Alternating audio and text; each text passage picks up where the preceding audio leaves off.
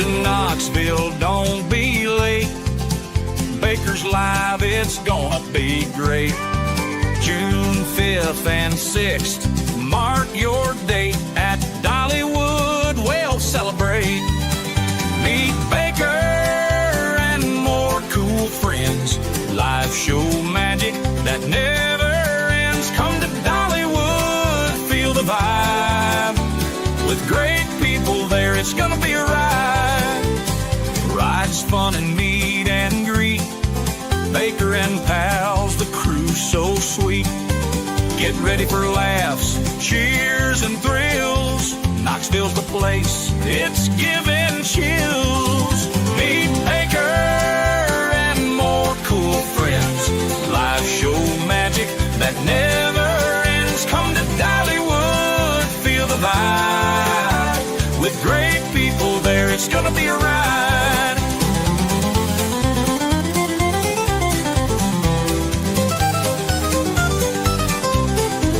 June 5th and 6th, don't miss the fun. Meet Baker and friends, it's second to none.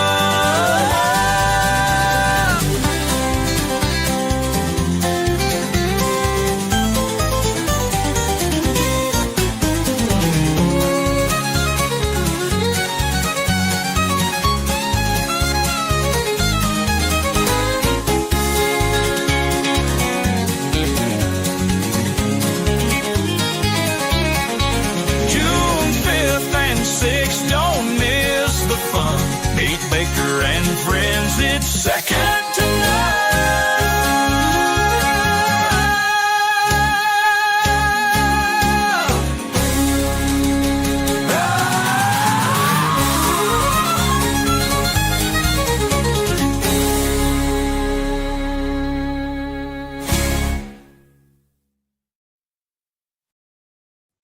Good morning, good evening, good afternoon, wherever you are, whoever you are, what, if any, you might be. And welcome to this book club. It's my second book club. First one was on my own release on my children's book. Today we have Kevin from Yellow Cottage Tail on to talk about his book on his view of the Karen Read case. Or would you claim is it, I've been reading it and I've told you, and you people who follow us on Twitter know we don't always agree on everything. Mostly not. Is it meant to be a fact book? Is this going to be, okay, I'm going to look up what did Higgins say? What did Karen Read say in the case? Or is it more a fictionalized retelling of the characters around the case? I'm not sure why you would use the term fictionalized, because there's nothing. The only fictionalized part of the book was I did take a stab, and later in the book, on trying to do a chapter from Karen's point of view, and from the point of view that she actually is innocent. That was speculative. Actually, there was one other chapter where I did a speculative chapter on from Paul O'Keefe's point of view, from getting the call that morning. You know, him and his wife are in bed and they get the call that John's in the hospital and that he's in a bad situation. But everything else is meticulously researched, factually accurate. I followed every part of this case in this hearing for a long time. Now, we can disagree on the meaning of facts, but everything in there is factual. And one of the things that we see in this case, and I don't follow your channel enough I don't follow it, so I don't know. So I'm giving you the benefit of the doubt that you want to focus on facts too. But yes, we have to understand that it's the job of a defense team to try to manufacture doubt by making everything seem odd and putting out a lot of things that may not actually be true. And people in the public, everyone should have the common sense to understand that that's the job of defense. And we've got this here nonstop in this case, from library gaps in the library surveillance that didn't exist, non-human hairs, the idea that the feds couldn't, in good conscience, allow this trial to continue, the John's clothing being in the back of Michael Proctor's car for 6 weeks, on and on and on. You know, I don't know why we in the public are so gullible to this stuff, except that there is sometimes something, a conspiracy theory that we just really, it hits us in a way that we want to believe it. So we stop looking at the evidence and stop looking at the official explanations. I wanted to try to correct that in this book. And I'm sorry about the long answer, Baker. No, it's fine. I will also give a long answer to your long answer, because what you're saying is inaccurate.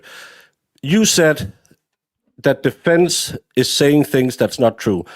Did you have a legal consultant on your book? I'm not answering questions like that.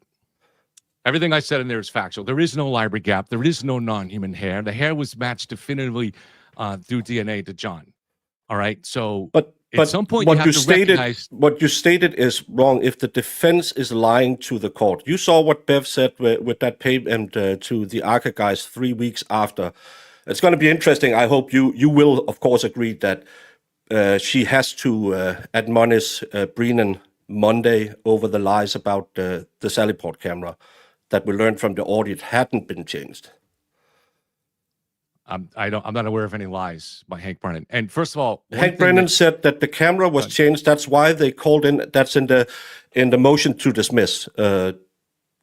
It came up yesterday during the audit, and again, Brennan has multiple times made misstatements he had to correct the record of. So, but okay, I understand that you believe. Baker, I have to insist on just one distinction in language, since you are someone that reviews books. One of the things that people commonly confuse on the Free Karen Read side, including Nick Rocco, is the difference between a lie and a mistake. All right. So, for instance, Hank Brennan mistakenly said that the emails between ARCA and the defense were given to them by the feds. But 10 minutes later in court, he corrected that mistake. So it's not a lie. Incorrect. Bev blew up. Bev blew up, went to her chambers, came back, yelled at the defense. That's when he changed his statements. Again, we are only fact-based. But let's not start yelling early. Where do you base that? Where do you base that on? Where do you get that from? I watched. That's not in evidence. I watched the court. I watched the court proceeding. He stated that the camera in the judge's chambers. No, that's not what I said. He claimed that he had gotten. How do you know what happened in Bev's chambers? I mean, this is the problem with this case: is people just imagine. Kevin, I was really trying not to, because I was actually planning of having a little clip whenever you made one of your little strawmans, because you're not honest debater. I never said he went into her chambers. You just lied. You just said that. Sorry, Plevin, I have to cut you off when you lie. I said he stated she went to her chambers, came back, and he changed his statement. That's what I said. Okay, you don't have to talk over me. Go replay it back. You said he was admonished in the chambers, and there's no proof of that. I never said that. That's a strawman, Kevin.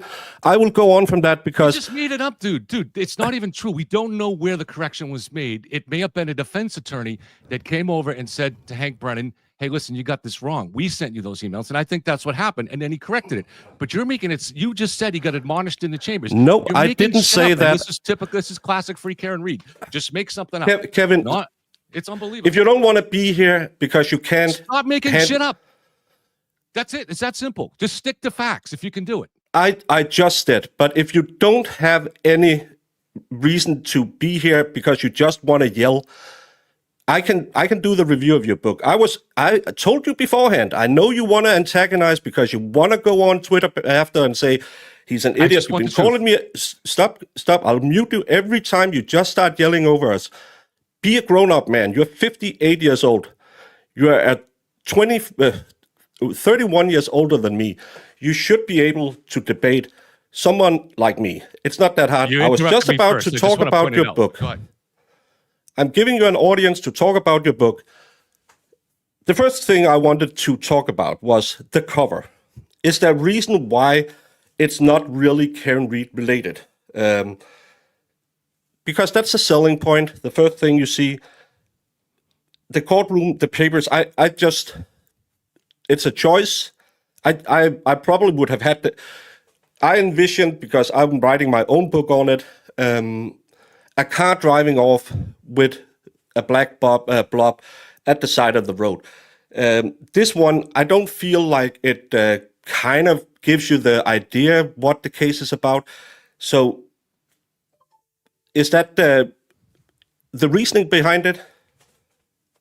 The publisher chose the cover. The publisher chose the title. I had nothing to do with it. The cover, I made covers and suggested them for them, which were different. And the title that I wanted to go was Into the Storm, the Karen Reed trial. Mine is Into the Triangle, which is funny that I call mine Into the Triangle. Why again, the triangle? Because I call it the Canton Triangle, because there's no sense, no science, no justice.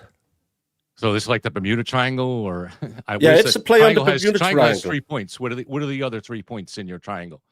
I said no sense, no science, no justice. All right. Okay. So I thought you meant it was based on the location of Canton. Okay.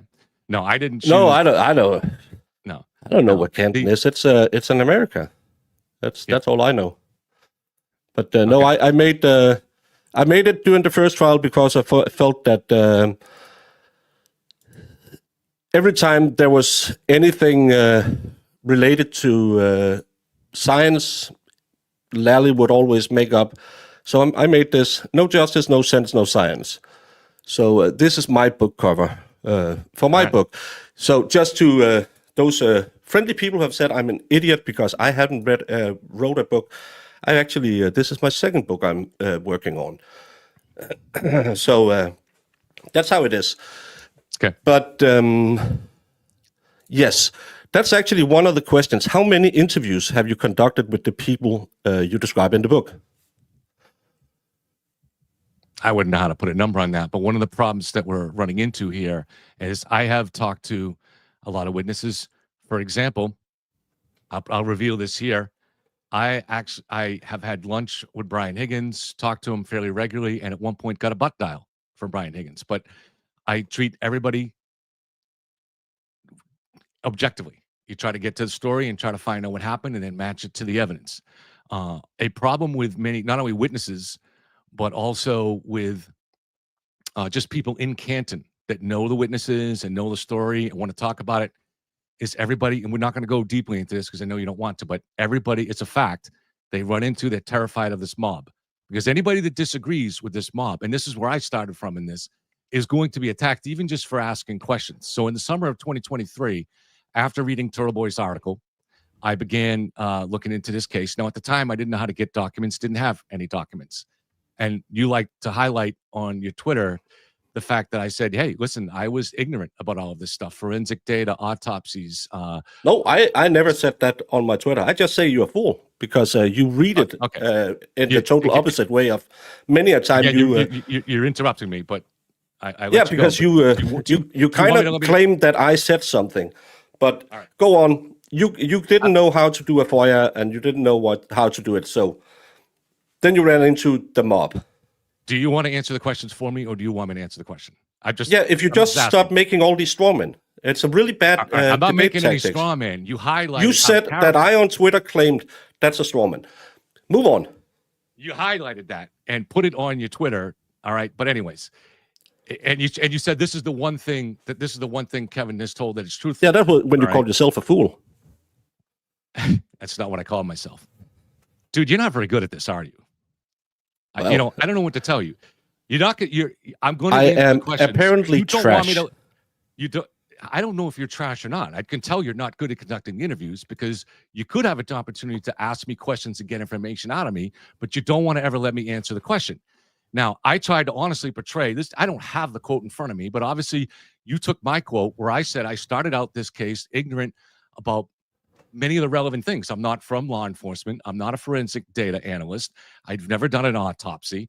I don't know how the police store evidence and things like that. Those are things that I had to learn, and I have learned them through working hard. But during the course of 2023, I was asking questions. Now, I started out covering this case leading towards the conspiracy because I accepted what was given to me in that Turtle Boy article, as a lot of it seemed to be the kind of thing that couldn't be disputed, such as the 227 search for how Song to die in the cold.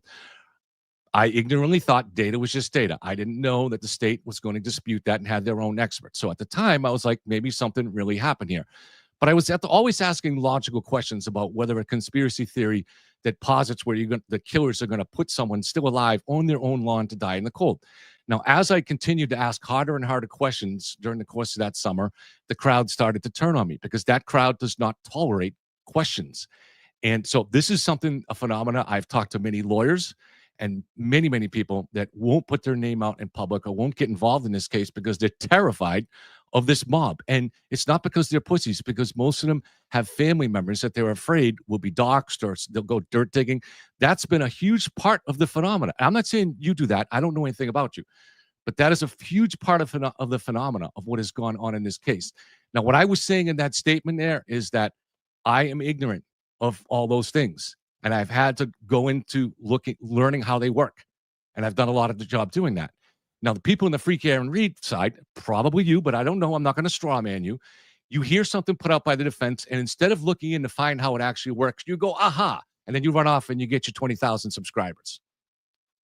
Well, I'm only about to reach 15,000, so, but still. This is your actual quote that I highlighted, that you are not smart, that you are strong for knowing that, and that you can't fix a car, not what you just claimed. So again, Strawman 2. I'm not quoting it. Do you think I'm going to quote it? You just word by word? You just said that I posted up. But back to the book. Back to what I was actually asking about.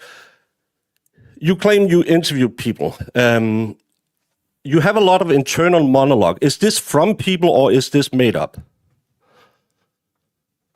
You're going to have to point to something specific. Otherwise, you're going to say the story about Higgins and his why he chose to become a DEA agent, as one example.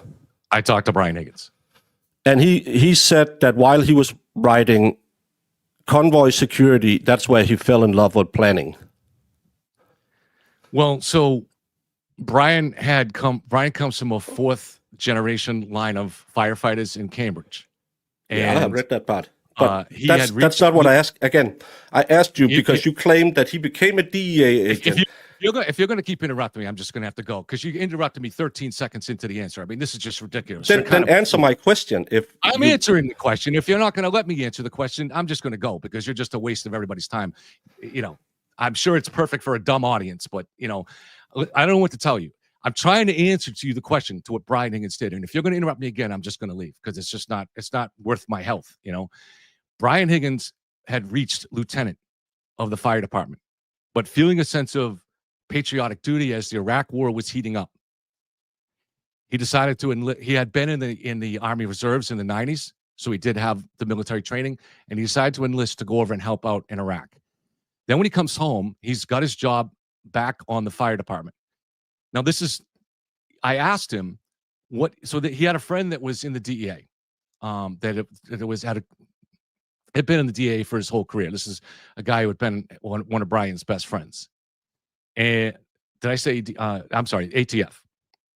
And so this guy tried to get him to recruit him to come into it. And he was interested. And I tried to get to the bottom of why he no longer wanted to be a firefighter. But when you try to ask these questions to people, it's not always an easy thing. It's because you're asking someone to do a little bit of soul searching. So I said, for instance, did you miss the adrenaline of being in combat? And now you wanted something a little more active than sitting around waiting for a fire. And he said, no. He goes, I think more it's just the fire department is kind of sitting around waiting for something to happen, whereas in the military, you're planning missions. And so it was a more active part of your mind to be engaged in these things. That's all I was going to answer, brother. Okay, but you didn't answer my question. Because you state in your book that it was because of the planning he did while in Iraq that he wanted to change career path. Then he talked to his dad. What I just said there. No, seriously, you couldn't follow the answer that I just said there. That it was the planning, not the adrenaline. It's the active part of mission. Yes, I'm asking you. You really couldn't follow that. Did he state that it was the planning? Because that's what you write in your book.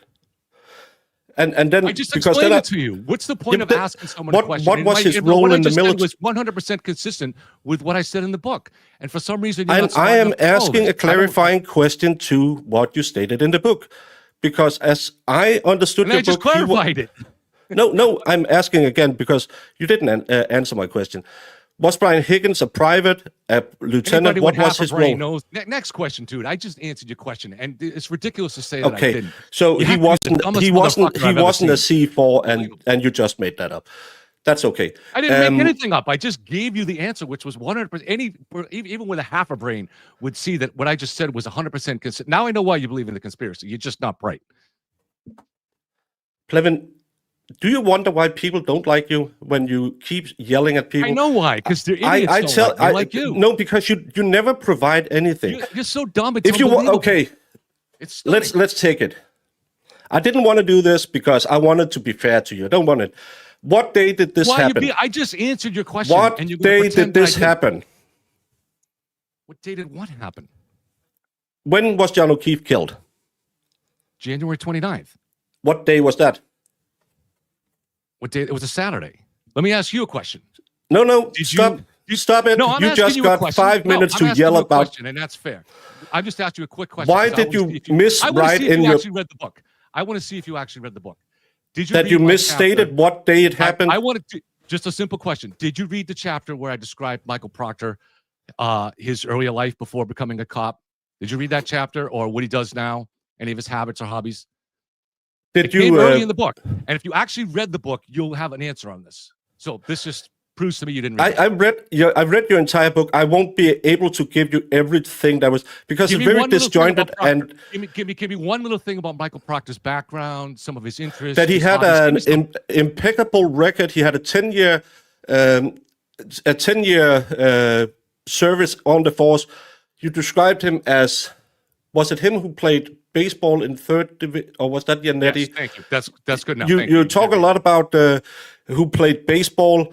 But my question is, why did you get it wrong what day it was? Because you claim it was Saturday night, which it wasn't. It was Saturday morning. When did the trip to Aruba take place? Early January, New Year's Eve. When do you have New Year's Eve in America? Because in Denmark, we have it in December. It's a basic mistake you just make. This is really where you're going to go. All right, so I've got all of the evidence. No, I really think you should have had an editor because you make so many times you make the same mistake. You've already lost. This is how shallow you are. You're going to try to find. You didn't even get simple facts right in your book, and that's the big problem.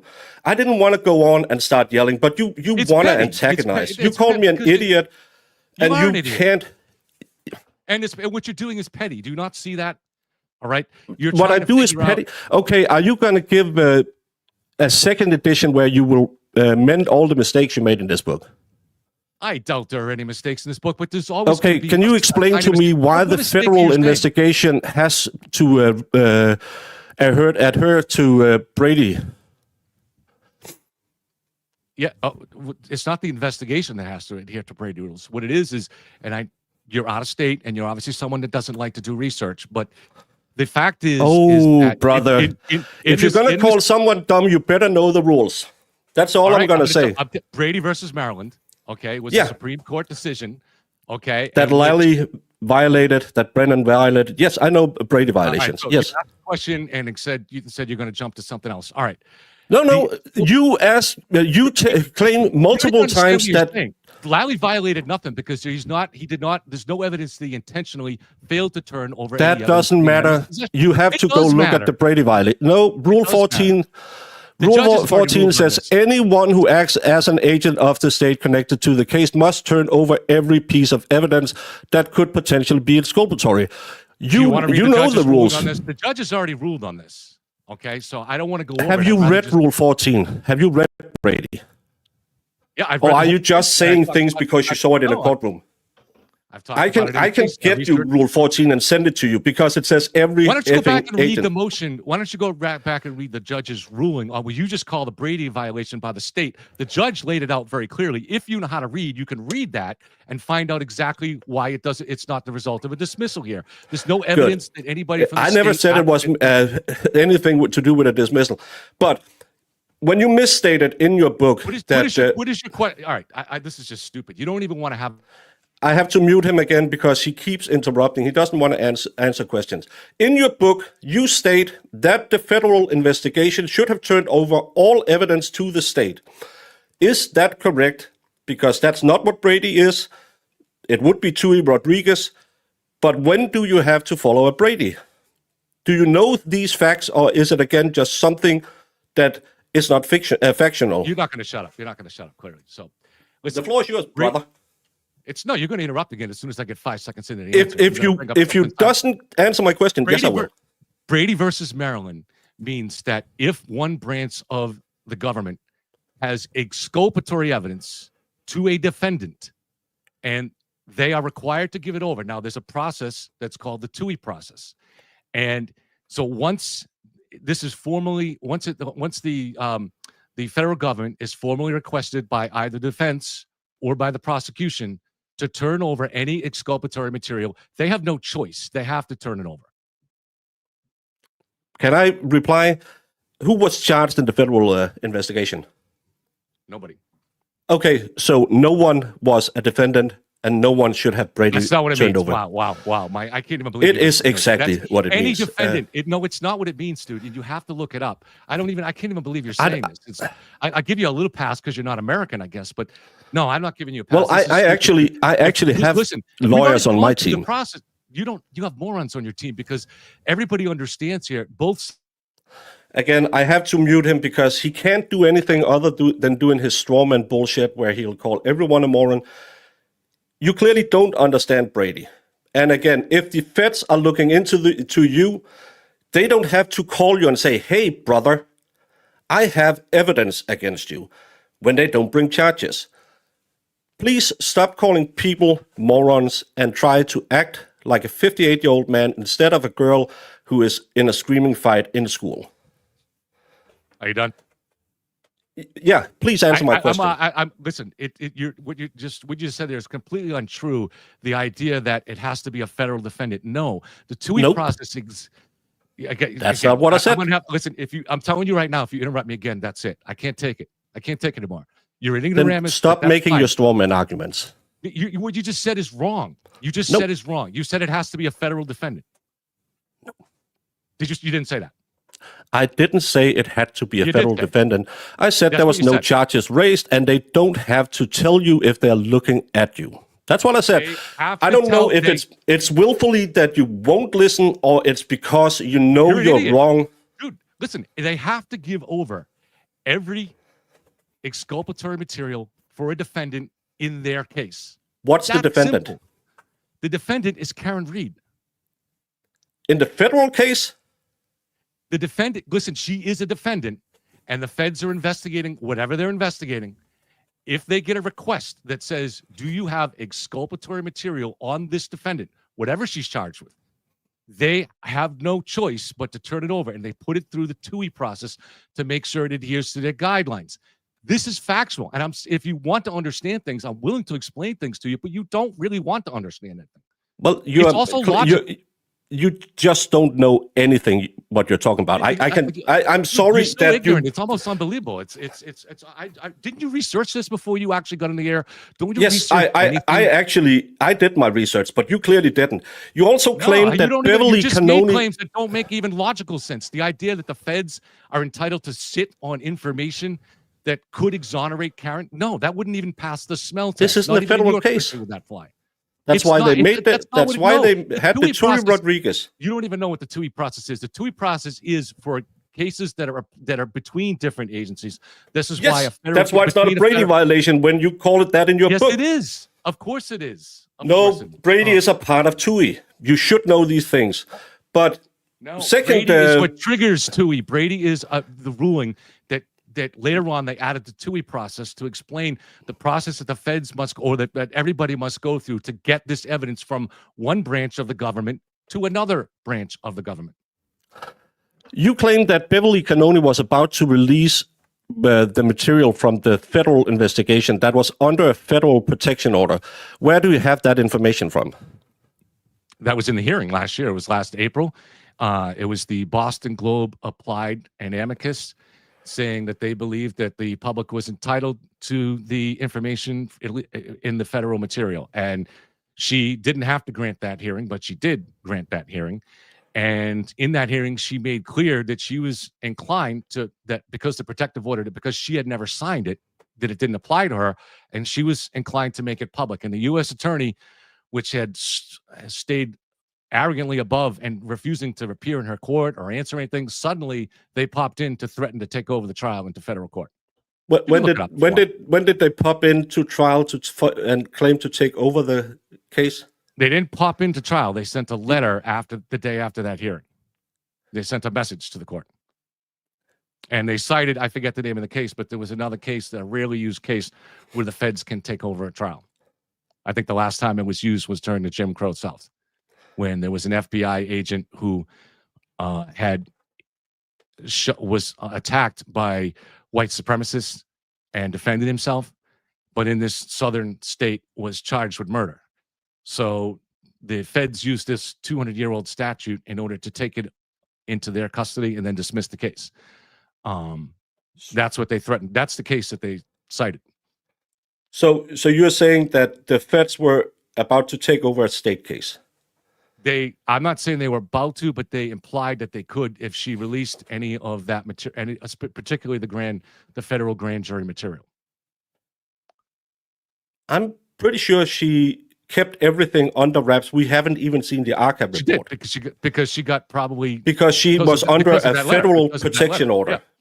No, do you know what would happen to even a judge? That's wrong. She never signed a protection order. She was not under federal protection order. Only the defense. So if I don't sign a protection order, Brennan can call me and I can leak whatever I want because I'm not... Is that how a protection order works? Or did you, again, just make it up on the fly? No, you got things wrong all the time. You just sit back and listen and learn, okay, dude? In this country, we have what's called dual sovereignty. So we have the federal system, and then we also have the state system. So with the courts, you have federal courts, and you have state courts. And they each have areas of the law that they apply, and there also is some overlapping, too. So in this system here, the Judge Canoni has no way to enforce a rule over a federal court or over the U.S. Attorney's Office, but they don't have any authority to enforce things over her, too. They have rare situations like this where they can cite a law, a 200-year-old law, where they can threaten to take over the case. But this is, and Judge Canoni made clear, you can go back and watch the hearing, dude. I'm sorry if you weren't following the case back then or were sleeping or something. It's but clearly not me who has a problem following along, but that's fine. You can't follow. You don't even seem to be aware of this hearing or what went on. I'm sorry you missed it, man. I streamed it on my channel. You can go back what's and the watch supremacy clause in the Constitution? I don't know. I don't remember that. Is that something we discussed in the book? That makes them have the right to do it. But again, they have the right to put a gag order on Beverly, no matter if she writes her little scriptlets underneath or not. If they put out a protective order, it's protected. So again, that's why I don't understand if your book. I don't understand if your book is faction or fiction, because you keep on making statements that you have no factual. I've just schooled you on everything that happened, but let me ask you a question. What do you I say think about, only in only in your mind. I think it's only in your mind you school anyone, because you just yell, and what you say is wrong. It's clearly wrong. I only yell because you interrupt all the time and state things that are factually wrong, such as what you just said about the TUI report. So, but I want to ask you, and I think it's important because you have an audience here, and they need want these people ignore questions. I want you to answer.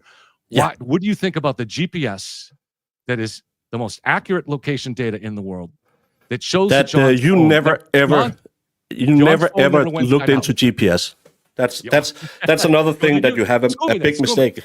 School me, Baker. Tell me how the GPS shows. Have you ever spent time in the Army, Navy, Marines, Air Force? You never. Do you know that there's a built-in discrepancy in GPSs for commercial use? There is a discrepancy that comes with the signal strength, which is always measured from second to second. No. Go ahead. Do you know that there's a built-in, because do you know there's some bad guys out there who really like to make things goes boom?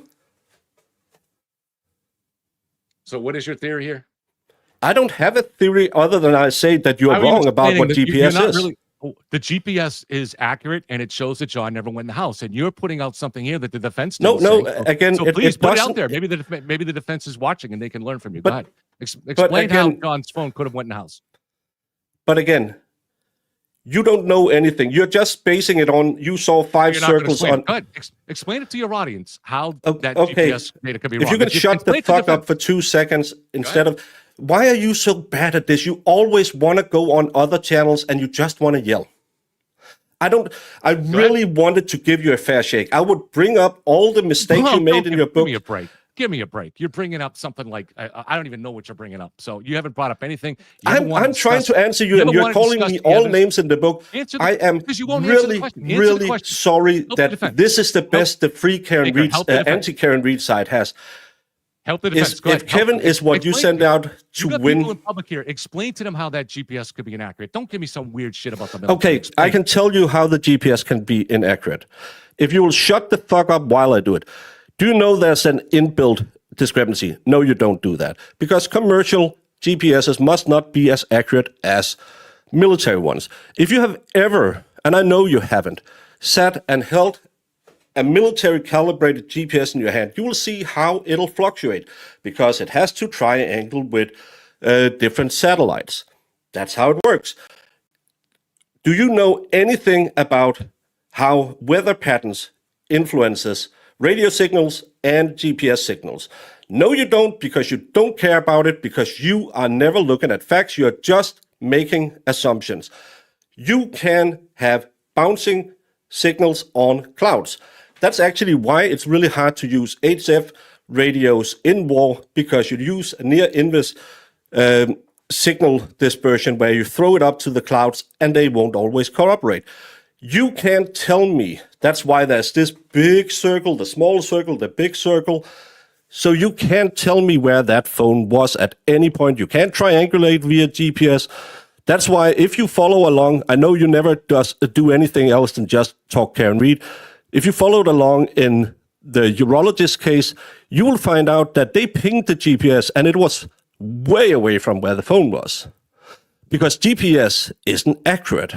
That's why when you drive along on a road, it'll put you on another road if there's an overpass. This is common knowledge for anyone who have ever not tried to just lie to make money.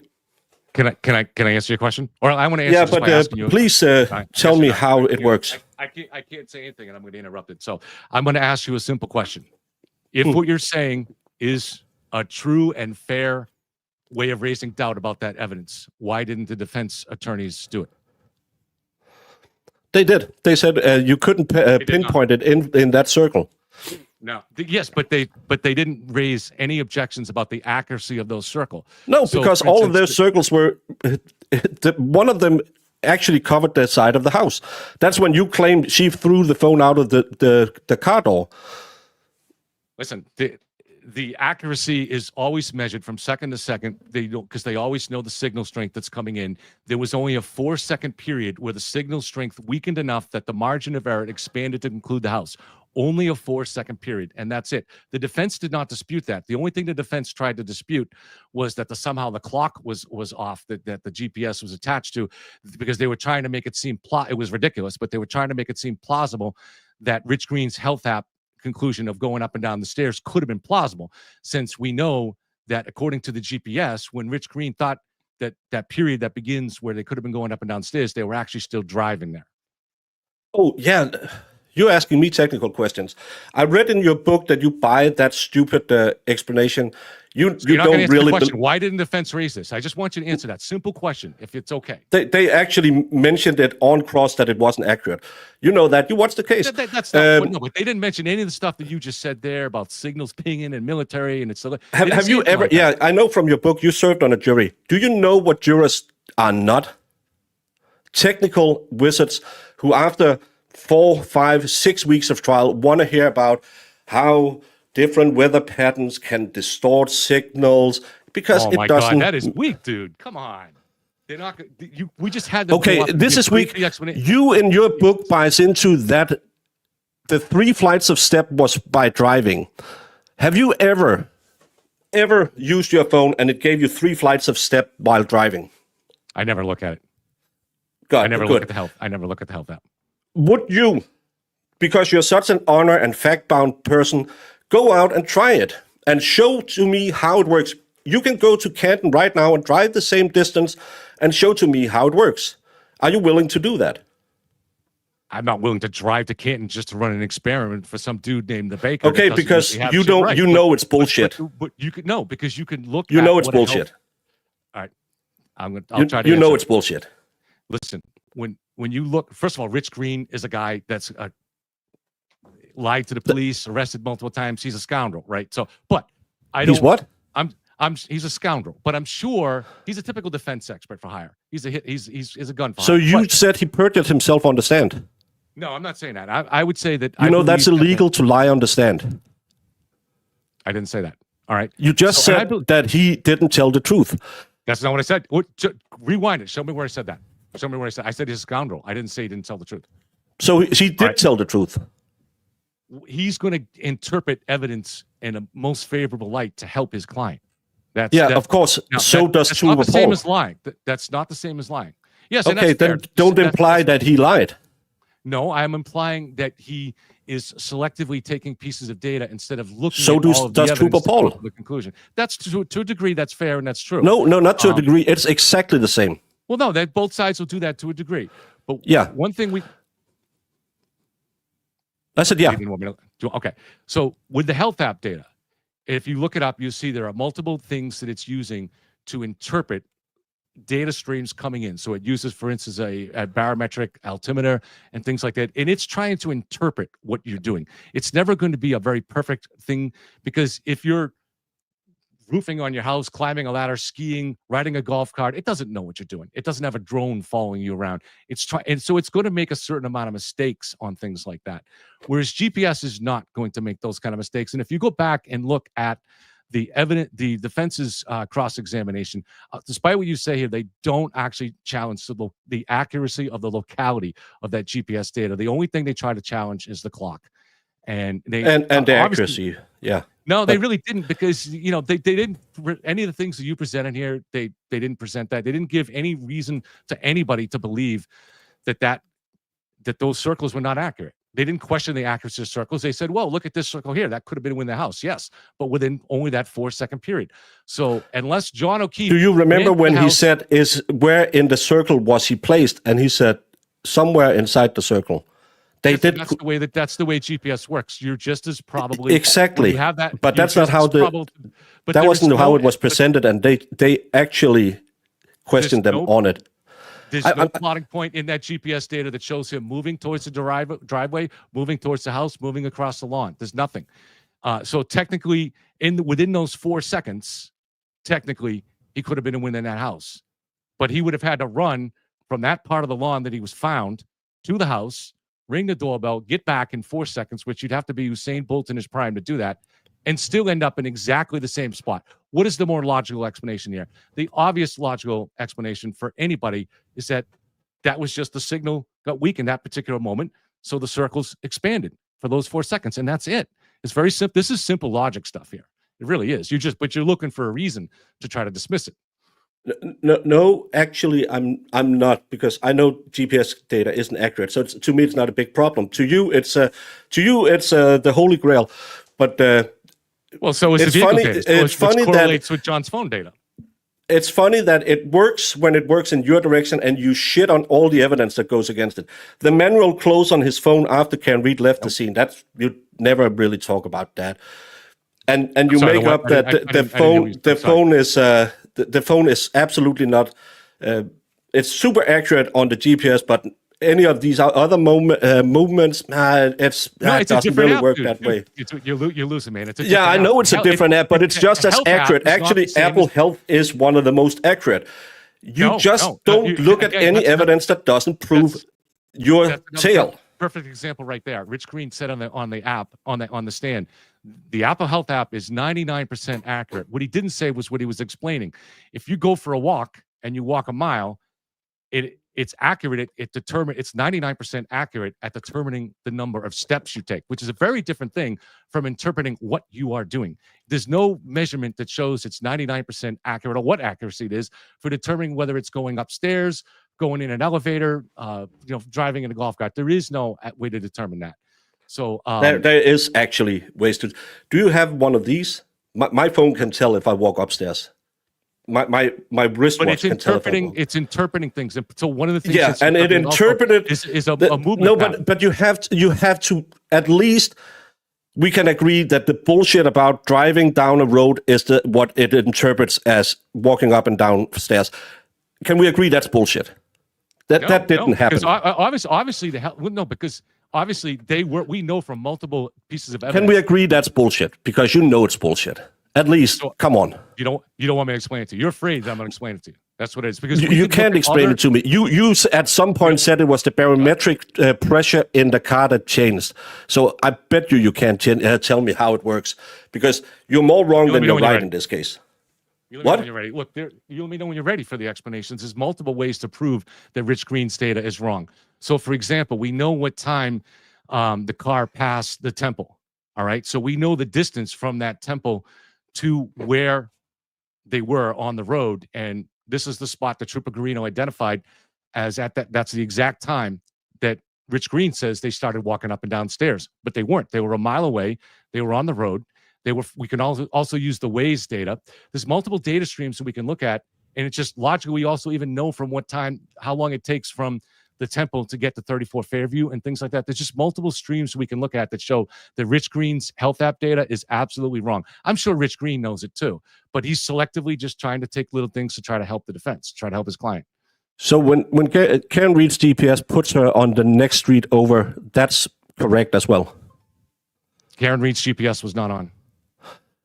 But when they did Karen Reed had her phone was measured where she was supposed to be one place, and it was not on this occasion, but it was another occasion. There was a street difference. Do you know it's not accurate? Where are you getting that from? Because her location data was off, so I don't know what you're talking about. Yeah, not on the night in question. But we agree that. We agree you couldn't tell me how the three stairs change had to do anything with driving down a road, because it's not real. No, listen. No, you can't, because it's bullshit what you're saying. Because you want to talk about Rich Green. Can you? No. By chance, can you send me the arrest warrants for Rich Green? Because I know people made the mistake and just searched the name and got the wrong Rich Green. No, it was the right Rich Green, and it's been. Can you please send me the paper so I can?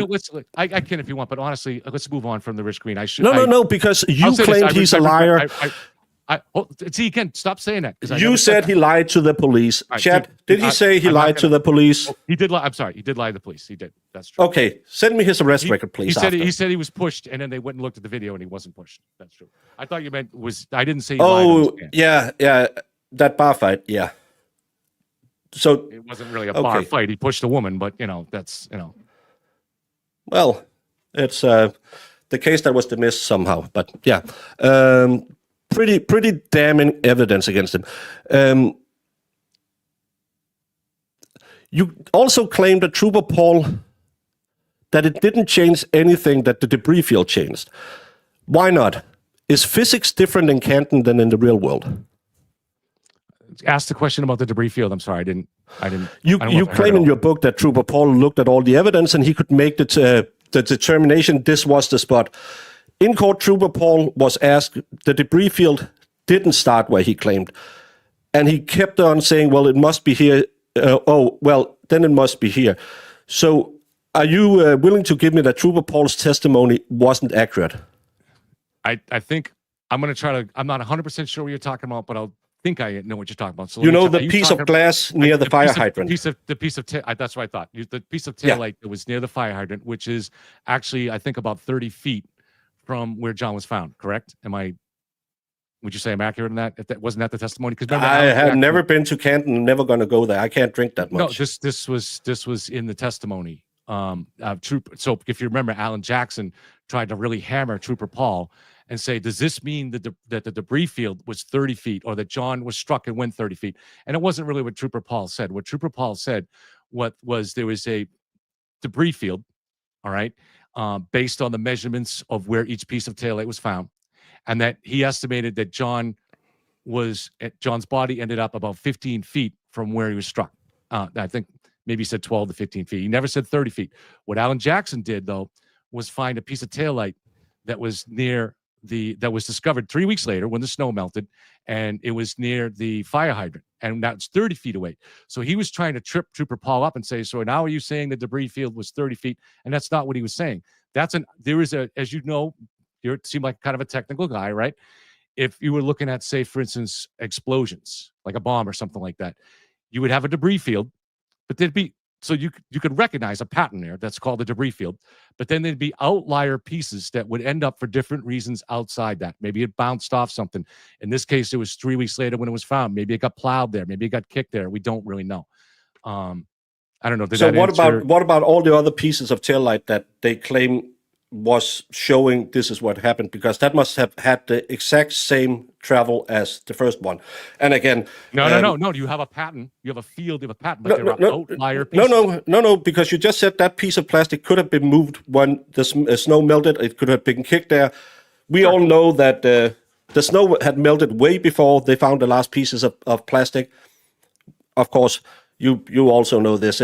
That magical thing Trooper Paul finds it 3 times. Not Trooper Paul, sorry. Proctor finds it 3 times. The snow was melting. I know. No, it had gone. It had gone at that time. It had gone at that time. No, it was. You don't even understand how snow melts, dude.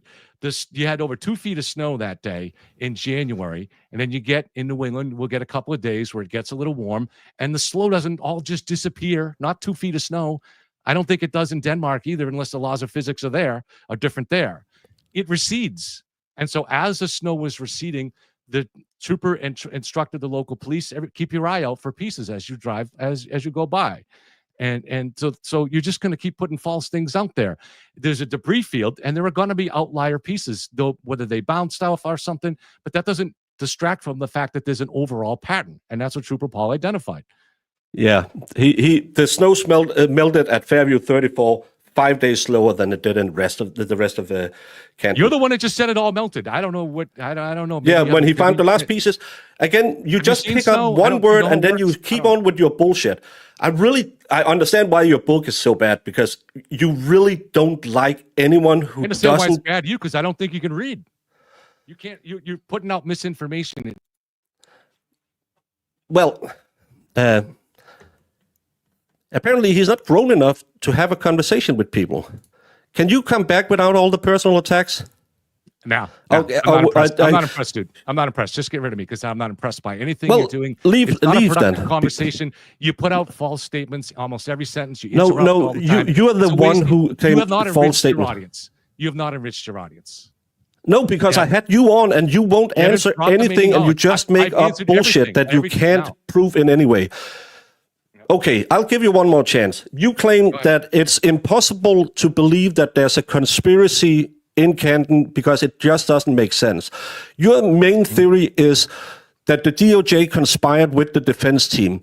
How in the hell is it possible to conspire with the DOJ but not with Canton PD, where several family members is closely connected?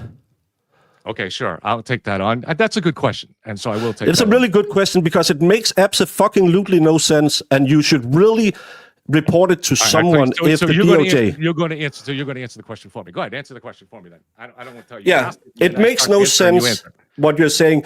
At the same time, you're claiming that the DOJ is corrupt because if you hire a certain law firm, you will get out easy of white-collar crimes. Have you any proof of that, or is it defamatory statements that you just bring up and say, well, I just make it up, I don't have to adhere to anything? Probably why your publisher said all the statements made in the book is by you, so they are not liable for them. Do you want me to answer any of these questions as soon as I start? Yeah, if you will answer them without all of your bullshit, and just answer how the MSP can't be in a collusion with anyone, but the DOJ, the fucking feds, you believe that? It's, I can't even, because it's such a stupid theory. You see, you're not going to let me answer the question, so I say, yeah, come on, tell me, brother. You just want to make your I'll blow my nose while you talk. I'll have you in my ears. That'll be the smartest thing you've said, but all right. Listen, I don't reject the idea of conspiracies. They are reality. And that people conspire, 2 people get together to decide to rob a bank. That's a conspiracy. There have been conspiracies that involve state police, local police, feds. the reason the Karen Reed conspiracy, I didn't dismiss it. I started out thinking it was very plausible the first few months covering this. It's the logic of it that doesn't make sense. The idea of putting someone out to die on your own lawn is a starting point. Why would you put him out alive? Why would you put him on your own lawn? Why wouldn't you put him on the street? Why wouldn't you put him in the neighbor's yard? Why wouldn't you get rid of the body? There's so many different things you can do. If you're the state police and you show the next stop on the lead investigators, you show up at the McCabe's house after going to the Canton police to get the lay of the land. So now you meet with Jen McCabe and Matt McCabe and Brian Albert, who went there to meet them. If there was ever a time when this conspiracy was going to be planned out, that would be it. So you would think if there was a conspiracy that the troopers at that point would go and secure the vehicle, which is sitting a mile away in John's driveway, but they don't. They go to the hospital. So this is yet another indication. But as far as the feds, no, I don't want you to misunderstand what I'm saying on it. I don't believe that Karen Reed's team, they had their meeting with then First Assistant U.S. Attorney Josh Levy in August of 2022, about 8 months after John's death. I do not believe they went in and said, hey, we need you, our client is guilty. We need you to hook us up. No, that's not the way it would work. The way it would work is they go in and whatever that we don't know what they presented to the U.S. Attorney, but somehow, now how they got that meeting, it does suggest a personal connection between either Karen and Josh Levy. Is a very powerful position, or perhaps one of the lawyers. Okay. When I talked to former U.S. Attorney Rachel Rollins, she said, too bad everybody couldn't get a meeting like that. Okay. So there's nothing necessarily suspicious on just that alone if they got the meeting. Now, whatever they told them, they convinced the U.S. Attorney there was something to investigate here and to launch a pretty massive investigation. Now, I don't believe that they would launch an investigation if they believed Karen was guilty. All right. I do believe that whatever the defense told them convinced them that at the very least there was something seriously worth looking into here, because it was a significant investigation. In November, they were already subpoenaing the phones of all the people that defense had named as the real killers or as suspects. They launched a federal grand jury, which is a big process. There was a lot involved here, but there's a lot of evidence of a very inappropriate close connection between the U.S. Attorney's Office, somebody there, and Karen's team. The state has claimed, now we don't know if it's true, that they were feeding the times and dates of their witnesses when they were going to testify. They were feeding this to Karen's team, who was feeding it to the blogger Turtle Boy, who was using it to hound them, knowing that they were going in to testify that day. The U.S. Attorney's Office. Of this? Do you have proof of this? No, I already said we don't. Then you probably shouldn't say it, because the state put in a document. The state put it in a document. So the state put in a document that Karen Reed leaked confidential material to Turtle Boy so he could use it against. Do you know Karen Reed and Turtle Boy have been investigated in a grand jury? Yes. What was the findings in the grand jury? No true bill at this point, but they weren't sent most of the evidence. That original grand jury. So it's just because they didn't get the evidence. Okay. Do you want me to? They don't have the phone evidence yet, which is the all-important evidence. But trying to prove a conspiracy between two people like that is a challenge. So we'll see. The only real evidence we have on this that we know of that's public is what Turtle Boy said. Turtle Boy said, and we have his admin chat, and we have the recording of it, when he was mad a year ago because Nick was going into court instead of him, and Nick was going on court TV. He got mad at Karen, and he said, I am going to go to the state police. I have evidence that proves that Karen was the one that was directing my efforts to attack these witnesses. Now, Turtle Boy might have been making that up, but he did say it. So did he say, when did he say it, on his show? No, this was in, so it was the Facebook official group that is administered by Nick and Jenna Rocco, but it says Turtle Boy official on it. So, and he's in the admin there, and there were several other people. We got the admin chat and we got the audio from it, where he's actually hasn't denied it. He's apologized since then. He said he was angry. A couple months ago, he constructed a pretty elaborate apology to Nick. I think it was around the time when they did the fundraiser. So he doesn't deny it. He threatened to take evidence to Lieutenant Tully. But again, that doesn't mean he has evidence. He could have been making that up. But I have also talked to witnesses. Who gave you? Is it Sean of the Gulf, the only guy you mentioned throughout your book? Is it him you rely on these internal workings of the Free Karen Reed movement on, or do you actually have anything other than him? Because basing anything on a very volatile, emotional guy probably isn't the best, but it seems like that's Sean on the Gulf was not in that admin chat. Sean on the Gulf has so you have a plan on the That's interesting. But I just want you might find this interesting. I want to mention this to you. Now, I have spoken to witnesses on this who did testify before the federal grand jury, and this, you don't believe me? No, I was waving my head at No Stray Ends, who claimed that I owed an apology to an EMT that made up that Karen said I hit him. That Karen had admitted that multiple times. Can you just tell your side that's not true? Karen said, "Did I hit him in the interview?" Because it's one of those. It's an urban legend, and you know it's not true. Please, can we just bury that one? It's a stupid one. Sure, I can partly bury it with you. No. I guess she said in the Rachel Voss interview, "Did I hit him?" Are we agreeing on that? At least do that one. I'm not going to say that the three EMTs lied when they said, "I hit him, I hit him, I hit him," even though no one else heard it. But can you at least say she never said it on the interview? Just so. Oh, right. And on the interview, she said it was a question. She said that she stated it as a question. Yeah, good. So all you anti-Karen readers out there, stop spewing the bullshit, because it's not true. And Baker, too, you probably don't listen to my show. I don't blame you, but I have said, and I've said this on Court TV, that I don't really factor in that evidence, the I hit him very much, because there's no recording of it. So we don't know if those first responders unintentionally influence each other. We don't know exactly what she said, and we don't know what was in her mind.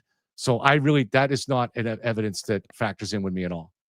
And I have to, that's one thing I would give you. You wrote that in your book, that it could have been interpreted that way. And we know, because we saw the evidence, that all three of them have different explanations, and at least one of them is on camera proving it can't be correct, what she stated in court. But that's the problem with witnesses. They will remember stuff that doesn't happen. And that I'll have to give you. You mentioned that in your book too. That our mind makes up patterns when we hear stuff. Absolutely. So that's not that interesting. But it's just one of those stupid things that come out. If I could just take a moment to finish what I was trying to say before about the witnesses that I talked to that appeared before the federal grand jury. So their appearances were while this mob was stirred up and while Turtle Boy was harassing them and showing up at their homes with 100 people and a bullhorn and stuff like that. Well, while this was going on, the U.S. attorney himself went down to actually participate in the questioning of the witnesses. He grilled them, brought some of them to tears, okay, the younger ones. And amazingly, they put up there a blow-up of TB Daily News so the witnesses could see it. So here we have the U.S. Now, at this point, it's the U.S. attorney. So he's the only people over him in the government are the attorney general in the cabinet and the president. So it's a very high position. He's got 120 assistant U.S. attorneys working under him in Boston alone. And he is up there, amazingly, doing this questioning himself with TB Daily News up there, knowing, and she certainly knows, that those people are being hounded by Turtle Boy and his mob. And just one last thing on this, I want to see if you find this might be interesting. Turtle Boy, as you may know, has nothing. I'm not criticizing this. Has a huge ego. He was very proud last year when the trial was interrupted for an hour and a half to decide whether or not he should be allowed to stay. That was one of the biggest days in his life. Now, normally, if you tell Aiden that a U.S. attorney used TB Daily News to question the witnesses, like if I heard that the U.S. attorney used my channel to question the witnesses, I'd be like, "Wow, that's pretty cool." He refuses to talk about it. So there's something interesting going on there, but you can respond to it. One question, how would he know, because a grand jury is a sealed court procedure? So he can't know it. You shouldn't be able to know it either. That's another thing. You seem to have access to information that isn't in the public. And I know Brennan said at the last hearing that he would never allow his team to leak anything. So those connections you have that leaked to you that the federal investigation into John O'Keefe's death was over, will you do the right thing and turn them into Brennan so he doesn't have to fear that he will have a tainted case because someone talks to you? Yeah, so nobody from Hank Brennan's team has ever talked to me, or anybody from the district attorney's office. I've never talked to even the lunch lady. All right. Not only that, I don't have any information that's from Discovery. I've never reported any information from Discovery. you did when you said that the federal investigation was over before it was revealed to the defense. So you had early access. No, that so was had not Christina Rex and what's his I'll name? be happy to tell you how I know that stuff, but that's not from Discovery material. That is from No, because it's not in Discovery. No, so I just said I've never been given any Discovery material. What happened was when the U.S. Attorney's Office did finally decide to say that the investigation was closed, the way they chose to do it, they didn't want to establish a precedent by doing a press conference. So what they did was they reached out to the Mass State Police, to the Canton Police, and to the Norfolk County DA's office. And these particular entities reached out to witnesses. And so I don't have any information. For instance, I have no idea what the state got from the new chip off from the vehicle data. I have no idea. I have no idea what the only thing I know. But you have been selling the chip off data as the big turning point. You started that in December. No, I don't think we need it, but I'm really interested to see what's in there.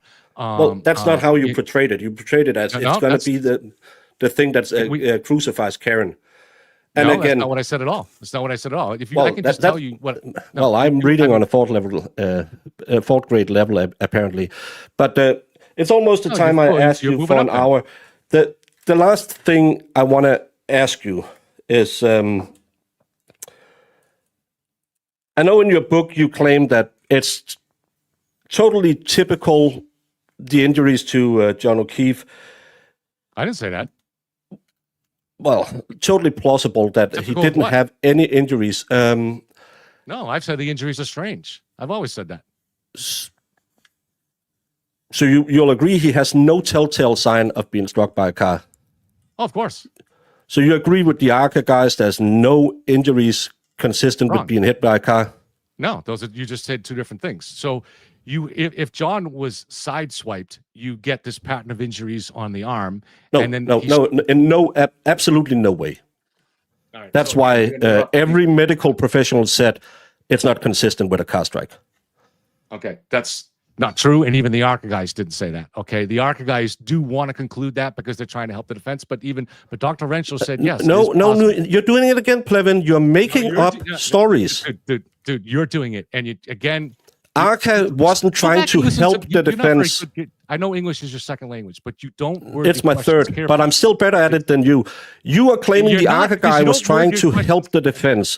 They write a report. They turn it over to the feds. They don't change that report. We know that because then Hank Brennan, well, at that time, Lally, could use it against them.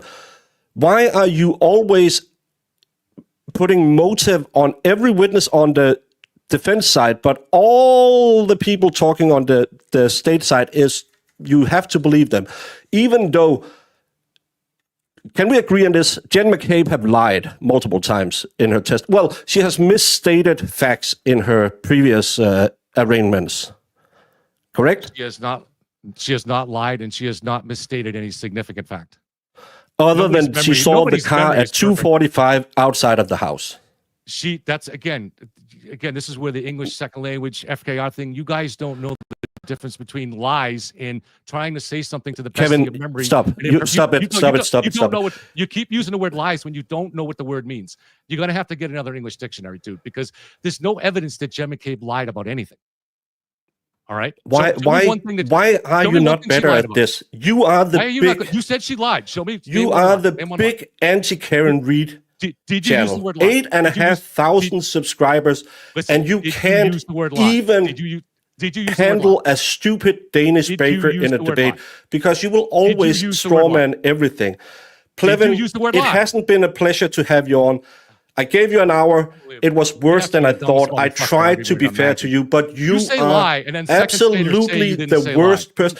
You claim that the experts from the defense lied. So please, go make up another story. Go on Twitter, tell how stupid I was, and I will agree with you because I was stupid enough to have you on. Everyone, if you're interested, Storm of Suspicion is a book by Kevin that you can find on Amazon. Personally, I can't recommend it, but if you want to see his thoughts about the case, mixed in with a lot of other things, go buy the book, read it for yourself on Kindle. It's free. Again, it can't get my recommendation. Some other people might like it. It has 4.1 star review. Some of them clearly is review bombing, just like the 1-star reviews or 0-star reviews. I don't think it's a 0-star book. I would probably give it 2. But thank you so much for stopping by, and can I just get on Twitter I promise I'll be polite. I promise I'll be polite. Can I just have one last word, or you can go after? But I just want to make one, and it's not going to be anything you'll be upset about.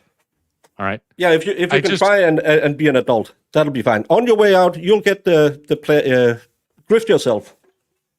Oh, okay. So he's all right. I just want to say, listen, it's important for people on both sides to not exist in any debate in echo chambers. Get the information from both sides. Try to listen and get that information from the other side. If you're only getting information from the side that you agree with, you're going to end up leading to mistakes. So get information from me or from wherever else. If you're a free Karen Reed, I don't care. But much of the information that it debunked the conspiracy and the many false claims put up by the defense actually came out in the trial. So just watch the trial. All right, guys.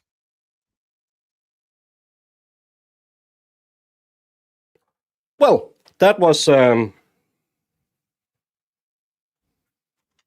probably not something I'm going to do again.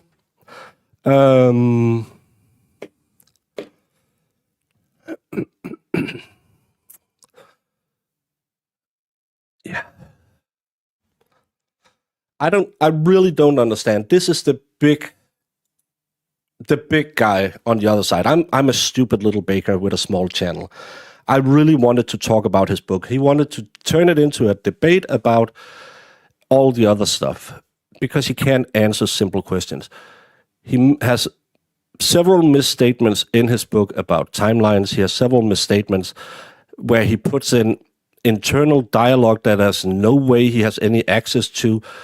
It's very, very disjointed. It goes back and forth between his personal life, when he started his YouTube channel, some team he has, he never declares, and there is absolutely no facts or evidence provided. It's just, I believe this part, and I'll only listen to this part. You must believe me. I can't recommend the book, and I'm sorry I didn't pull up any of the super chats and everything doing, but sometimes old baker guy has to swallow hard and just remind myself you can bite the pillow and take it. If you can do it for Valhalla, you can do it for Plevin. Bail money. Thank you, therapist, I know. And Big Dog, thank you for gifting 5 Broken Baker memberships. I hope some of them went to all the nasty people in here. Thank you, Joyful, for a $20 super sticker. Oh, I have to remember to put down things on a piece of paper.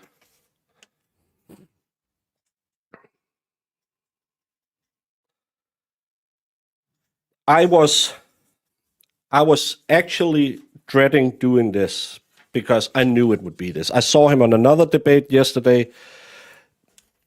It's his style. I'll start yelling. I can't talk because I don't have the facts. I just have insults. And you saw the trolls in chat, and you're thinking, why bother? Why? I actually promised him a fair review. I told all of you that I was gonna do a fair review. Sadly, thank you, Giant D, for 5 memberships. Sadly, that's not what he's here for. I said it before. I was gonna talk about his book, and he said, I think it's better for your chat that we talk about the case. But it's just the same thing he yells every single time. It has nothing to do with facts. He's so blinded by his hatred. Talk time with Amy in Boston. Thank you for saying trash. I do agree. Jemima, swear John font. We'll have to get onto that. And the expert, a super sticky.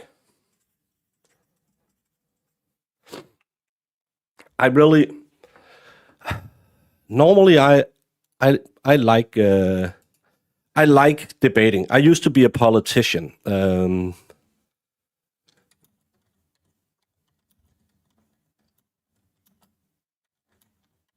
and I but you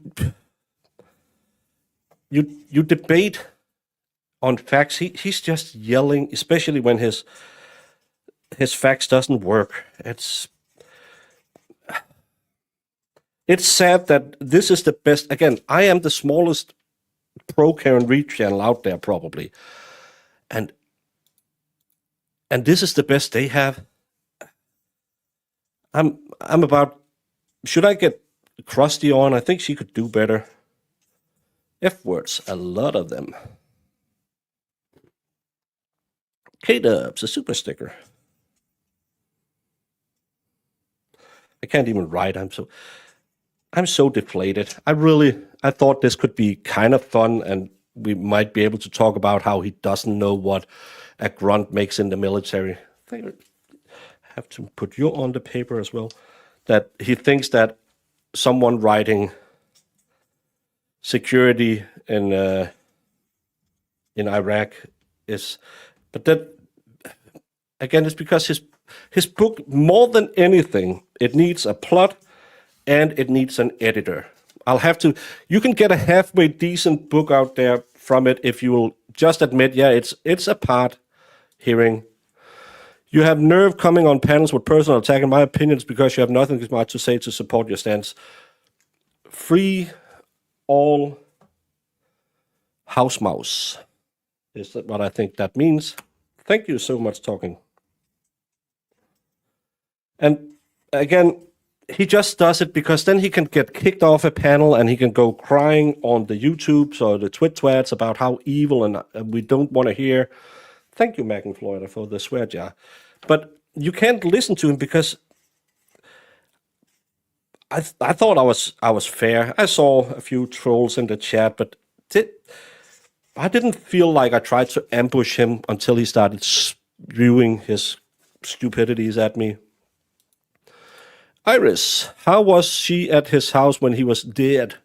Yeah, that's one of the other things. And some evidence works, some evidence doesn't work. And he's so blinded to everything that goes against his way of listening. Swearing and his name calling font. Thank you, Krista. Yeah. And what is it with these name calling? You're stupid, your chat's stupid. Yeah.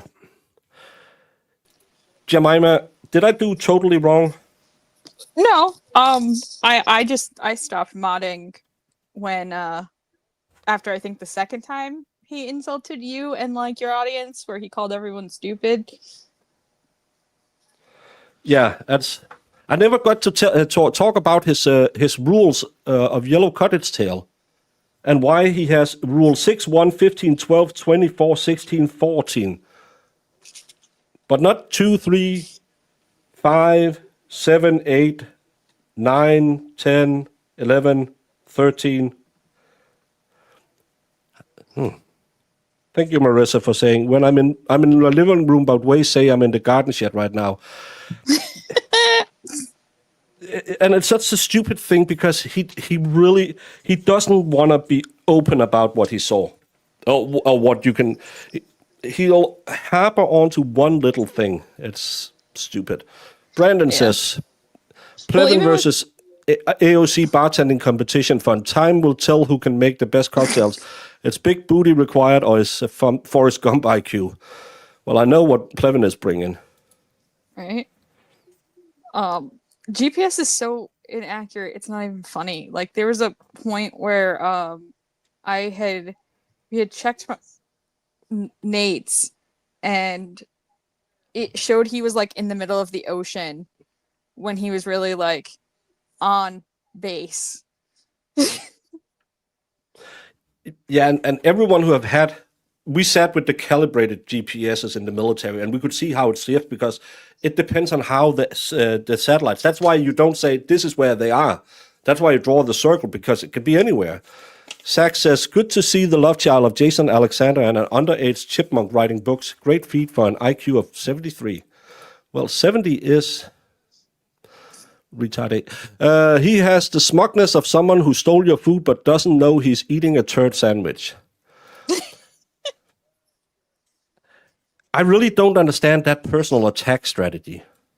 It's I'm an 'cause he has idiot. nothing better he can't counteract you with facts and evidence. So it immediately goes to the, well, you don't understand, clearly you don't understand English, or you're stupid, or you're an idiot, or, you know, it's some personal reason for you why you don't understand the Yeah. truth or what he's saying. And that's just ridiculous. Hey, Jamester, make me happy.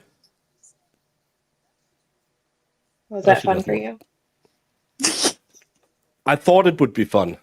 I really didn't think it would end like this. Kevin looks like a big guy. What does he think would happen to him if he was hit by a 6,000-pound SUV? Nothing, apparently.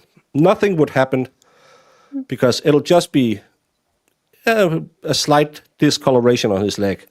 Carla from Ohio, we love you, Baker. No. How does a human body part break that taillight? Without He says that in his book. He says that in his book. It's because John makes a defensive position, and then he gets slapped in the arm, a swipe and strike, and then his arm gets chewed up by the tail light, because when he gets hit in this direction, his arm goes out and punches the back of the car and makes that dent, and then apparently he goes flying after that, because that's absolutely how physics would work. That's how it all works. And no injuries other than and can we get over the scrapes on his arm being made by the tail light pieces? That makes absolutely no sense. No. Well, there's DNA on the... Yeah. Did you see all There's the DNA in the There's no garage? blood on the tail light pieces. Laura says, I love my grifter extraordinaire. Thank you, Baker. Yeah, thank you, Jemima, for giving me the hat so I could be fully grifted out. I even had my grifter cup. I love that you chose the hat that has the little cupcake on it that has the pitchfork. Yeah, I have to represent my... I knew this would be... well. K-Dubs, five membership. Thank you so much. I really hope some of the trolls will come back and hear what reasonable people say when they're not just yelling.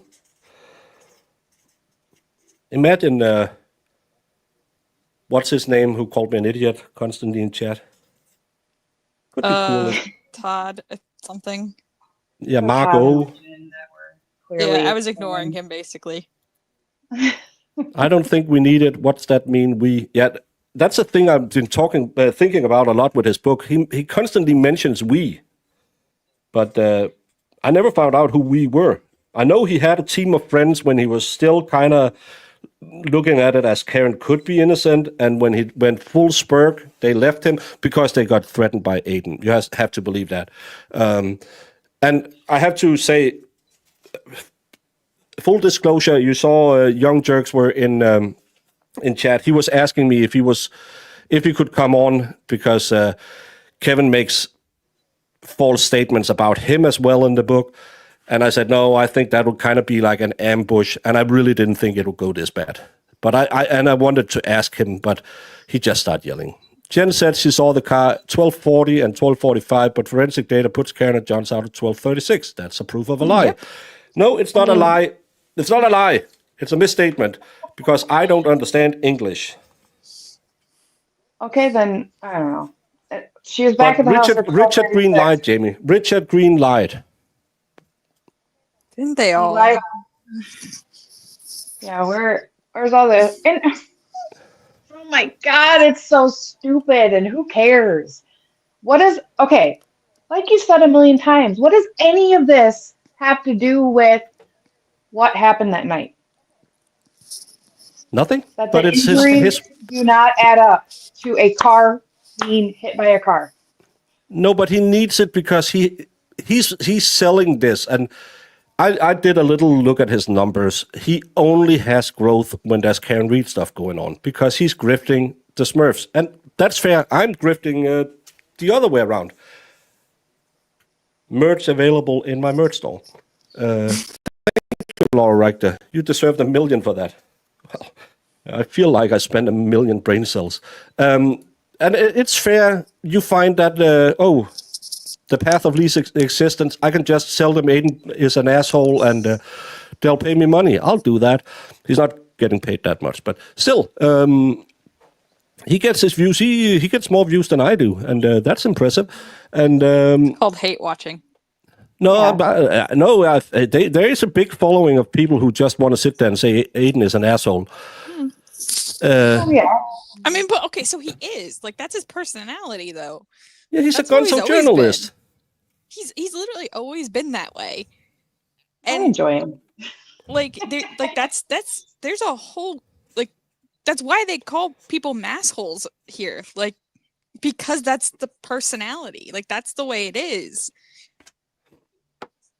Go do So- something nice for yourself and distress. I think you mean de-stress, but yeah, I should do that.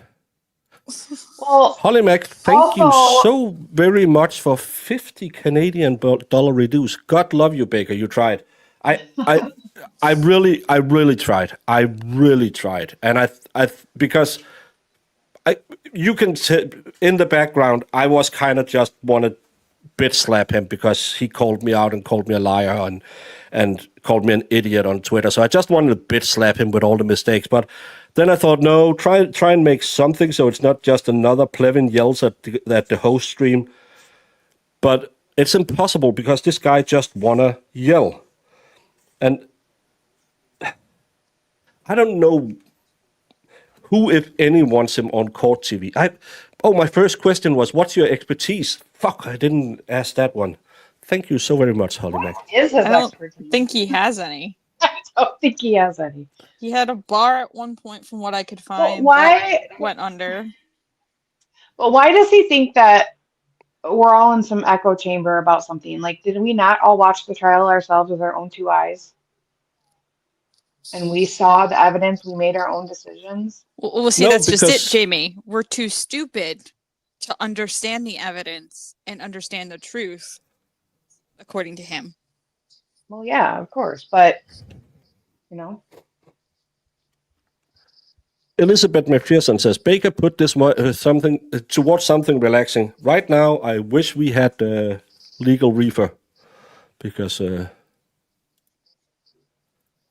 And Krista said, Baker, you handled yourself with integrity and swore a lot less than me. Well done, sir. I yelled a few times, and I'm not proud of it, but he is infuriated. And it's his tactics. I knew it was his, because I actually saw him yesterday on another channel, and he did the same thing. He just tries to get someone to yell so he can go cry to mama, which is probably crusty panties. Has he gone on to Twitter yet? I haven't looked because I'm just going to spurk out. JB had That's said, you did great and did 100% better than he did.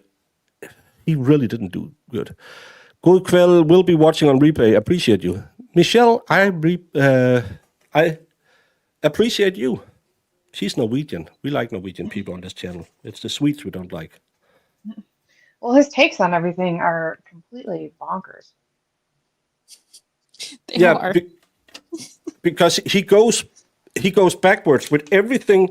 He says, I must prove she's guilty. So Richard Green, and I think, wasn't it debunked that it was him who I think it popped up and it was just some generic Richard Green. It wasn't the guy who owns that company. And he has a lot of companies, but he doesn't have any knowledge about anything. Well, it was proven in court. He actually, that's why they did the voir dire and proved that he has the knowledge he need. And he claims that Whiffen was this magical wizard from Cellbrite. No, he's a sales rep. Do you think he's paid by the McAlberts? Not in super chats, I can tell you that. That's what I've been looking at. He did it again though with like Chris Albert. He even in the book he like calls him a hero who learned from his mistake of like driving while drunk and unaliving someone, and how he never lets his kids, drink and drive. But then like with Richard Green, he got, I think you said, into a bar fight or something while drunk, and he's the devil. That's the thing, and there's no what's alleged is he pushed someone at a bar and there was no charges. But they use that, he's a criminal. And I love that he said, all the experts, they lie. they lie, that's perjury. I never said that. I never said that. Rewind the tape. You know I can't rewind a live stream, you idiot. Hey, moron, you're amazing. Thank you, Danny G. I have the best people in chat. Calling me morons. One of the best shows ever. I want to punch a wall. Don't do that. Least stupid chat on YouTube. Well, Plevins is a little bit smarter, apparently, because you follow a guy who can't read. I find that hilarious that he kept going there, because I'm like, but you frequently read and write in 2 different languages. Like your Twitter is full of it. Yeah. So like, I don't know if you can read or write in another language. I know you speak a few, but like, well, I can read German. I can kind of read Dutch. I can very little. Well, school level French I can read, but I'm not good at spelling it. But I am dyslexic. I have to admit that. So. Yeah, but like that's the thing is, you may be dyslexic, but you know multiple languages. You read and write in at least 2 on a regular basis. And he's like, "Oh no, you're stupid. You don't know what you're talking about. You don't understand the definitions of the words." And I'm like, but he's using the word in the correct context. How is that the wrong word? But that's just somebody with a small mind, because they have nothing better to say. He has no argument. He has nothing better to say. No, he go back just to insulting people. Can you answer this? Can you answer this? And then he just starts going on a tirade. Can you talk about the feds first? Well, the MSP. You never answered the question. Despite the look on my face, I'm still talking. Yes, distress, de-stress. There was a point where you asked him about something in the book, and I think it was with Higgins, and it was the Higgins and the planning thing, and he literally regurgitated what he pretty much word for word what he wrote in the book. I was trying to find it, but then you moved on, and I was like, that's almost exactly what you said in your book, like almost word for word. I can retell that part of the book. Higgins came home and he had that friend who was an FTA agent, DEA agent, whatever it was. He went to his dad and said, should I change careers because they were a lifelong family of firefighters? His dad said no. So he went to his grandfather, and this is the weird part, because the grandpa, he already knew what he was going to say, so he did it anyway. But this is how Plevin writes. He'll set something up, and then it's like, oh, I have to go back and reword that, so I'm just going to delete this. And he never goes back to it. It's so disjointed. Fellow Norwegian squarehead from Massachusetts. Love the content. Captain Skidmarks, thank you so much. I like that he's had to make a reference that he got an actual butt dial from Higgins. Okay. Oh yeah, he claims that butt dials is what people their age call it when they forget they made a call. No.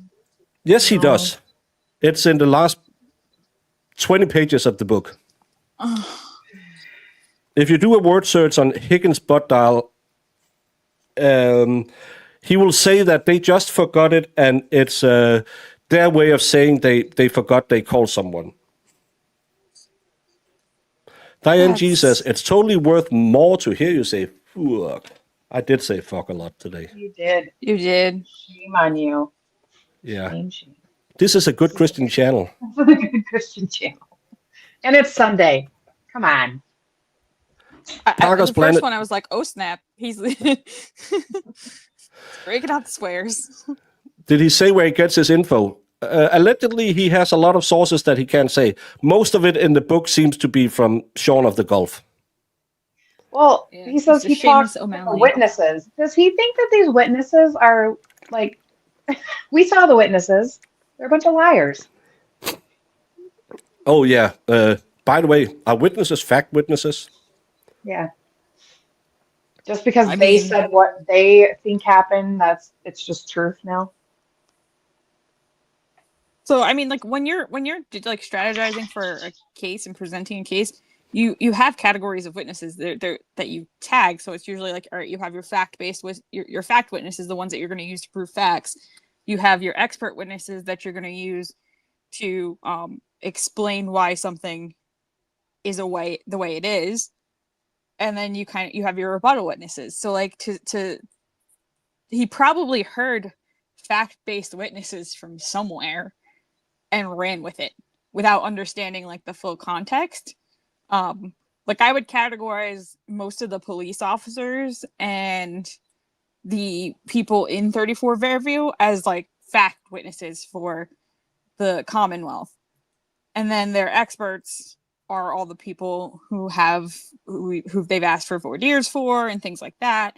And then some of their rebuttal witnesses are going to be things like sometimes it'll also be a fact witness who will be, the recalling an officer to rebut the claims on the investigation or whatever.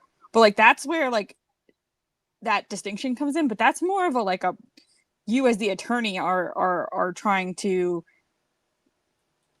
like kind of plan out when you're calling who. It's not like an actual thing. Yeah.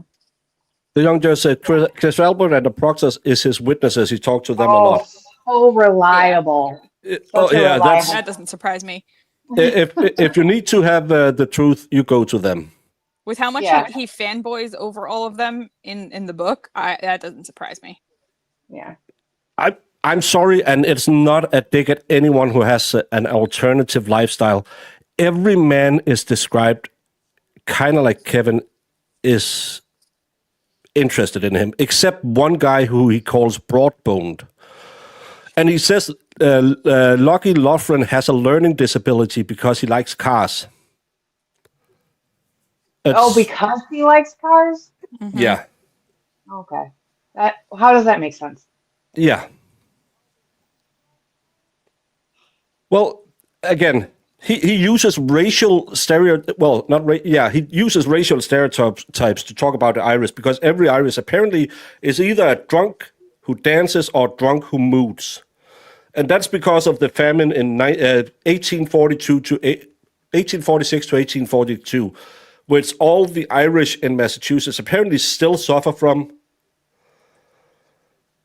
As a country where we were servants of the local duke for 500, 600 years, couldn't move anywhere without his blessing, couldn't marry, couldn't do anything. We kind of got past that part when we got democracy and just moved on. We don't go around 200 years later and say, that guy out on that castle, I'm going to F him up because he ruined my life. Oh, and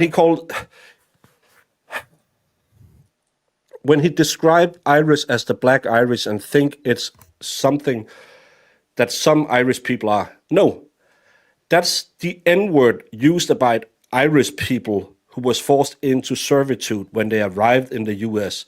He's a history major. And he doesn't even know his own heritage because his last name looked Irish, so I assume he's Irish. But he uses a racial slur about Irish people. I'm an illiterate Danish third language English speaker, and I know that Black Irish isn't something positive. No. Thank you, K-Dubs, for gifting memberships to it. Now I can read them. King Bub, Hankey's Dirty Deeds Done Not Dirt Cheap. JD, Johnny O, and Therapist, were gifted memberships. And King Bob retaliated with another gifted membership for Lena H. Thank you, King Bob and K-Dubs.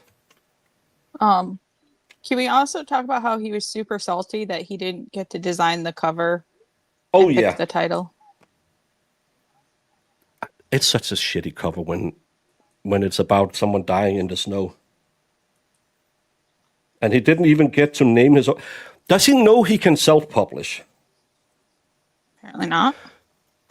Anyone who wants to buy Bacardi, the No Drama Llama, it's on my Buy Me a Coffee store. Self-published. It's adorable. Troy. Yeah.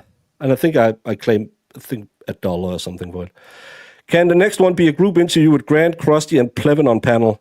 Jim Cox, I don't want to commit suicide, but I will do it. It will be my last show. You will see me at some point while those three people are talking. screwing a noose in, and people will say, "Oh, is he gonna? Does Krusty do it to him? So he needs to do the good old Michael Hutchins." Nope. Well, I will end up like Michael Hutchins. Don't think about it, Jamie. It's not nice. David Carradining myself. Oh, that's sad.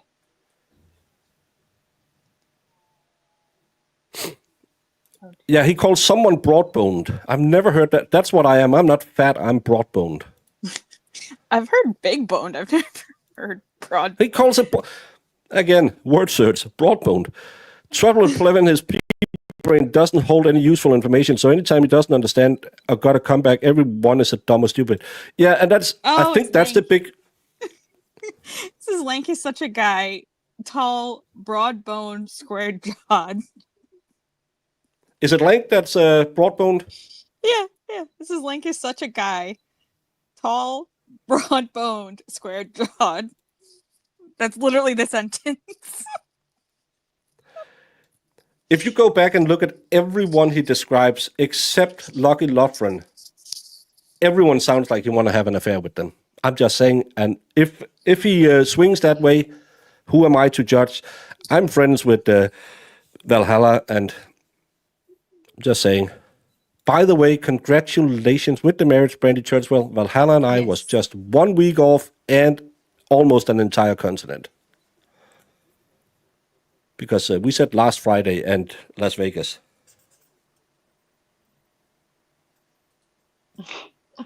Nina Starnick says, I don't think 30 plus people conspired against Karen Reed, but cops framed her and the civilians are too scared to speak up. It's one of those, let's if normally I don't do the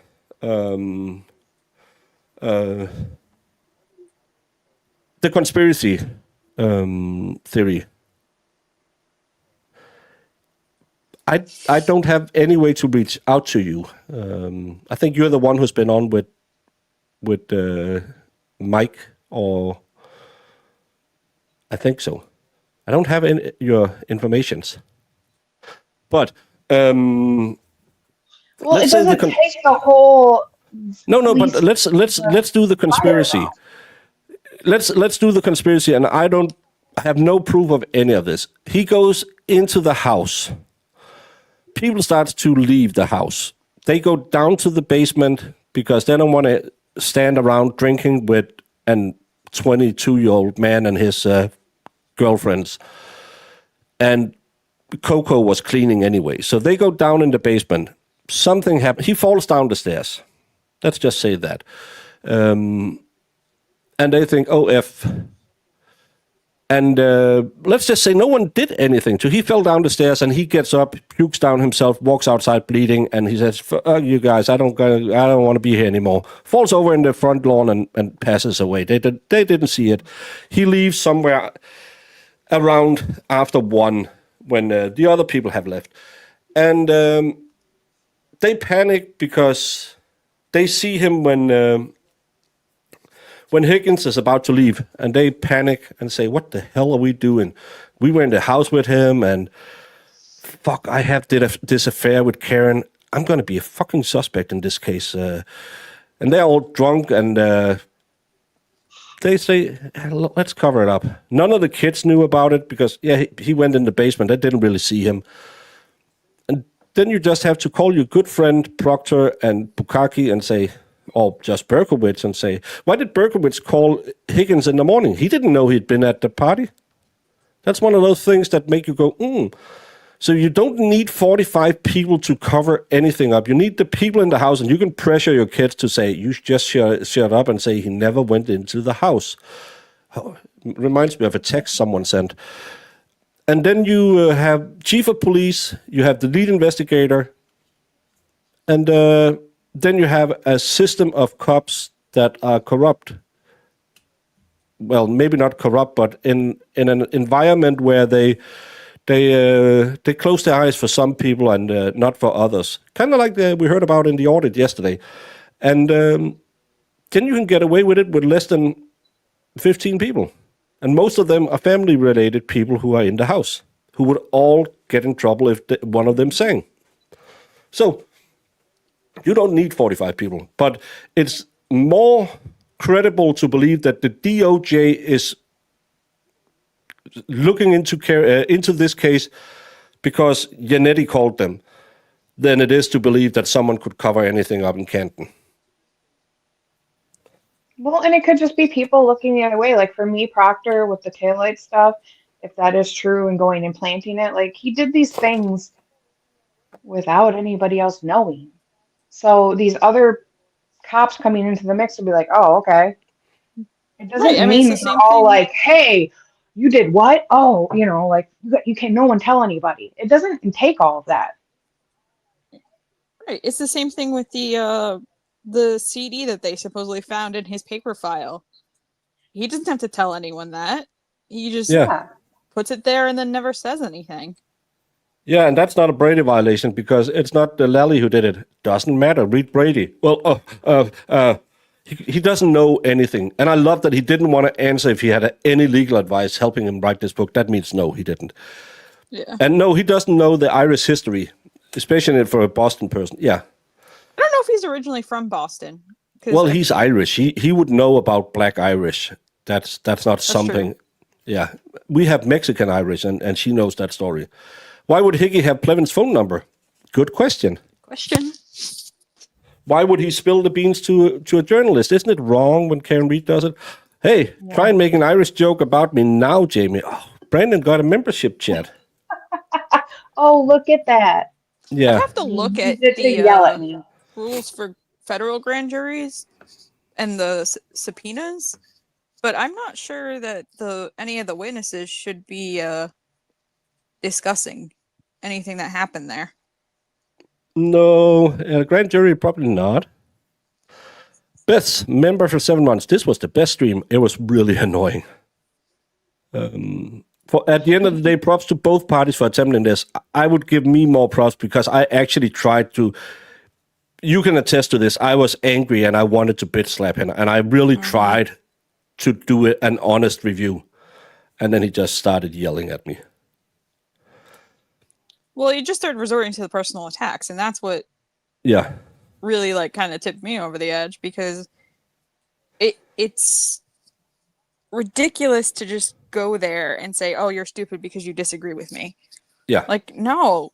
That's the high school. Well, that's not even high school. That's playground. NHC SHP.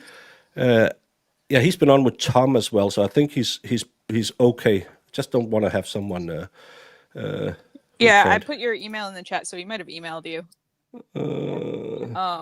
If you also want to bring up Hyacinthus' question, you check your email, I can talk about that. Thank you, Beth, for gifting 1 Broken Bacon membership. 2 chat is died on my chatter. Oh, maybe I should go to live chat.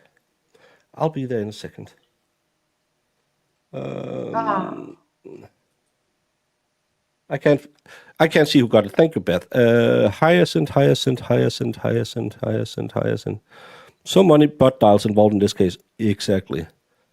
So, no, I didn't see it on Billy Bush. No, sorry. Where's Hyacinth? That's Palola's mom. So the dog was let out front to do? No, it was left out in the back. But could possibly have escaped to the front. Where is Hyacinth? I have K-Dubs. Can we just look up the corruption of Boston cops? That would be fun. Oh, GPS is extremely accurate. Well, it's not true, but let's just say that for you. How is your heart rate now? Always, guys. That's the thing I can't. I have a heart rate of 120, so it's a good exercise. I can't find the question. Sorry, I think I fully saw it. So she was asking about the whole Brady Tui thing. I will try and see if he sent me an email so I can. So you go check your email. I'll talk about that. Yeah. Yes, Mom. So the way Brady works is that, yes, if you're on the same team, you're responsible no matter what. So if in this case you have Proctor who hid the evidence and the DAs didn't know about it, Brady says that doesn't matter, you're same team. It's imputed to all of you. Where he was getting it wrong is that when the FBI is doing an investigation and they have some sort of evidence, and then there's also some sort of similar or related case going on in the state, they don't have to turn over anything to the state or the defense. That's TUI. TUI says that they can request it, and then the feds can review it, and if they decide for, investigative purposes or national security or some other reason that they can't release the information or evidence they have, they can make that decision and say, we're not turning it over. Where he was wrong was he was saying that, no, the feds have to turn it over under Brady. They don't. TUI says they don't. And Greg says, I was only able to hear Plevin for about a minute before I left, and Jesus, my IQ level took a hit. Yeah, we all did. And North Carolina's finest, welcome to the channel. Hey, thanks for having me. How you doing? Well, I'm not doing well. I'm actually thinking my ears are bleeding and my brain is turned to mush. One of the questions I would ask him or any of his supporters too, because I did thousands upon thousands upon thousands of motor vehicle crashes for 30 years. So one of the questions I'd love to ask any of that crowd, explain to me in specificity exactly how he was hit. Tell me before, during, and after. Tell me exactly how it happened, because when you investigate a motor vehicle crash, you've always got before, during, and after. That's number one. Number two, these clowns didn't even fill out a crash report. By law, if there's a fatality, you shall fill out a crash report. No crash report, no crash. End of story. But the funny thing is, it changed 3 times, I believe, during the trial how he was hit. And Kevin then comes up with, in his absolute travesty of a book, claiming that he was holding the cocktail glass. And then he hears that 6,000-pound vehicle. And I don't know, because this is a good Christian channel, I have never, ever had any alcohol level above 0.00 in my life. But he hears a 6,000-pound vehicle gun its engines in reverse. And what does this trained cop do? Who is he was in pretty good shape. He thinks, I'm just going to take it on the elbow. He doesn't jump back on the lawn. And now Plevin is saying he gets sideswiped on the arm, breaks the light, that makes the scratches. So they must have gone into the tail light housings, or else you can't make these scratches. And his arms go forward, bumps the back of the car, and then he goes flying. Well, let me ask you this.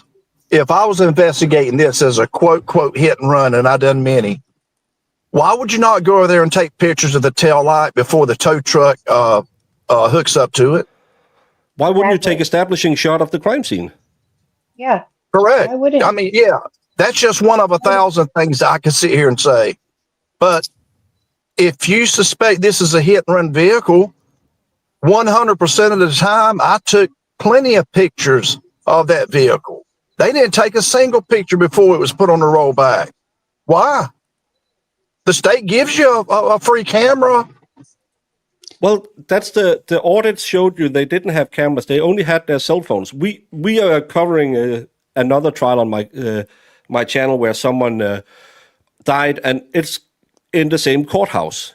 And they have everything in the house is photographed with the little placards, everything. There's some small black dots on the floor. And they start with the wide shot, so you can see, okay, this is where all the placards are. This is a close-up. This is a close-up of what the placard is indicating. So you have the wide shot, the placard, and then you have what it's symbolizing. Well, you have 4 shitty phone pictures from this crime scene. This is a cop. I would, Well, and that's what's astounding about the difference between the Turk case and this one is that like she was just a missing person and they rolled out so many resources just to try to find her. yeah. Well, And what? Go ahead. I'm sorry. Go ahead. no. I was just about to say, yeah, that's the weird thing. Well, listen. Here's what I would have done. You got a body in the front yard. You got 3 people outside. Obviously, the first thing you do is you render aid to that person if EMS is not there. Then you separate all 3.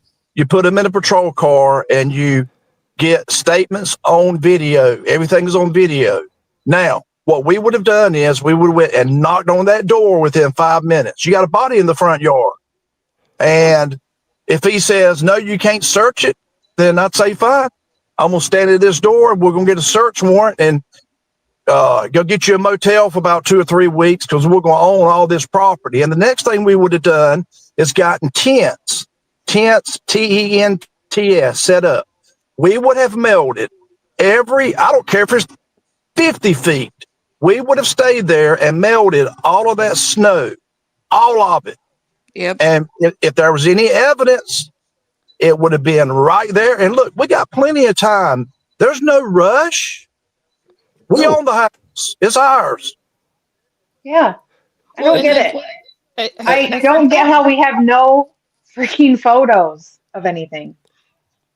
I forgot and who it I- was, but one of them was like, "Oh, there's no probable cause," and he just gave this like smile, and I'm like, "What do you mean there's no probable cause? I've seen you get There's a dropped, like, body. Look, there's a body on the lawn." God forbid a body's on my front yard tonight and the police come. I'm going to say you can set up the command post out back. You got a section for the news media. You can search my house. I don't know what the heck happened. And I would be more than cooperative. They had a legal justification to search that house. Let me take that back. They had a legal justification if the owner gave her permission to walk around and just look, not search it. But once that search warrant was signed and brought back, we're going in the basement, we're going in the attic, because we don't know if there's another body or somebody in the house. I mean, Right. so for somebody to say that they shouldn't have searched the house, I don't know what the heck they're smoking. Well, and the other thing is that how do you not do a wellness check? You have one Boston police officer unalive on the lawn, and you have another one who's in the house, yet you don't do a wellness check to make sure that they're still alive and that there aren't any other fatalities. And that it's baffling. And That you was don't the big thing for me too, was how are you not even like wondering if they're okay in the house? Well, I can tell you because I read Previn's book, because Lang walks into the house without probable cause. So everything he sees in that house is now fruit of a poison tree. Because, No, that's not how that works. well, it is. But still, he walks in and he looks at the people who live at the house. And because he's a trained detective, he can read subtle signs and say, oh, they are innocent. And then he just walks out again and everything's fine. But you're not dealing with an average person. You're dealing with another cop who knows Did you all of read- the tricks. Hey, I did. I It did- hurt my brain. I just said I read the book, and the book states clearly that he just looked at them, and they. My dad used to be an EMT NC. You used to be a cop. My dad, even in his late 70s, before he passed away, if there was an ambulance going anywhere near where we lived at night, he would wake up because he used to be an EMT, and he heard sirens, he went into go mode. It's kind of like when I was in the military, if anything happened when it shouldn't happen, no matter how much I slept, it's go mode. Do you believe a cop would even though he might have dark curtains on, would sleep through running lights outside of his house? No, and also the EMS would be coming. They would have their sirens on. They would have all those lights on. It is a complete lie. He did not sleep through it a bit more than I did, and I wasn't even there. Yeah. Yeah, especially when it's a former cop, because they are. He was on the fugitive task force. You can't tell me he didn't get a phone call sometimes in the middle of the night and been told, "Hey, we need to go get Robert right now because we found him." Well, sir, I have said this, I think, 2 million times now. I'll say it for 2 million and one times. If you look at all the phone calls between 12 a.m. and 7 a.m., all the text messages and all going on, if I was investigating this case, I'd be like, obviously we would seize all, we'd get a warrant and seize all the cell phones, but I'm like, all these phone calls and text messages between 12 a.m. to 7 a.m., are you kidding me? Yeah. To me, that's a red flag. I mean, normal people are in, at least I am in bed about 2 or 3 o'clock in the morning. I ain't texting nobody that late at night. And again, if you've been out drinking and stuff like that, when you come home, you don't go and check at a basketball game you were at. You don't go check that score. It's when you listen to it, it's just ridiculous. But Southern Mom says, my takeaway from the anti-Can Read mob, Turtle Boys mean, therefore Can Read is guilty. The case facts do not support their theory. Any logical person can see that. You did great, by the way. Thank you, Southern Mom. And I agree with you. It's just, we'll hurl insults at you until you give us, you tell us what we want to hear. And when a former officer like you comes on and say, well, we used to do that, well, you're clearly lying. Or you don't know how it is in Canton. Or listen, I don't care. Look, I've been called every name in the book over 1 million times. They can believe me or not. I don't give a damn what anybody says. I know how it was supposed to be done. I've done it in the past. And you don't take 3 witnesses' words, and then in 16 hours, you go and charge somebody and you don't have a crash report. I can't imagine going to the district attorney and saying, I'm going to charge somebody with a hit and run fatality, and it's a police officer, and I don't have a crash report. They would look at me and say, you need to go get drug tested. Something's wrong, dude. Did you look into that audit at all that came out last week? I saw some of it. I mean, it was. That was hand washing in the greatest. I don't know if you call it that in America, but they were just doing the good old. Everything is okay. It was ingenious using leaf blowers to blow away snow. No, that's contaminating a crime scene. That disturbs the crime scene. That's why you get heaters. Listen, I'm so glad you said that, because I've been ranting about the leaf blowers since it came out.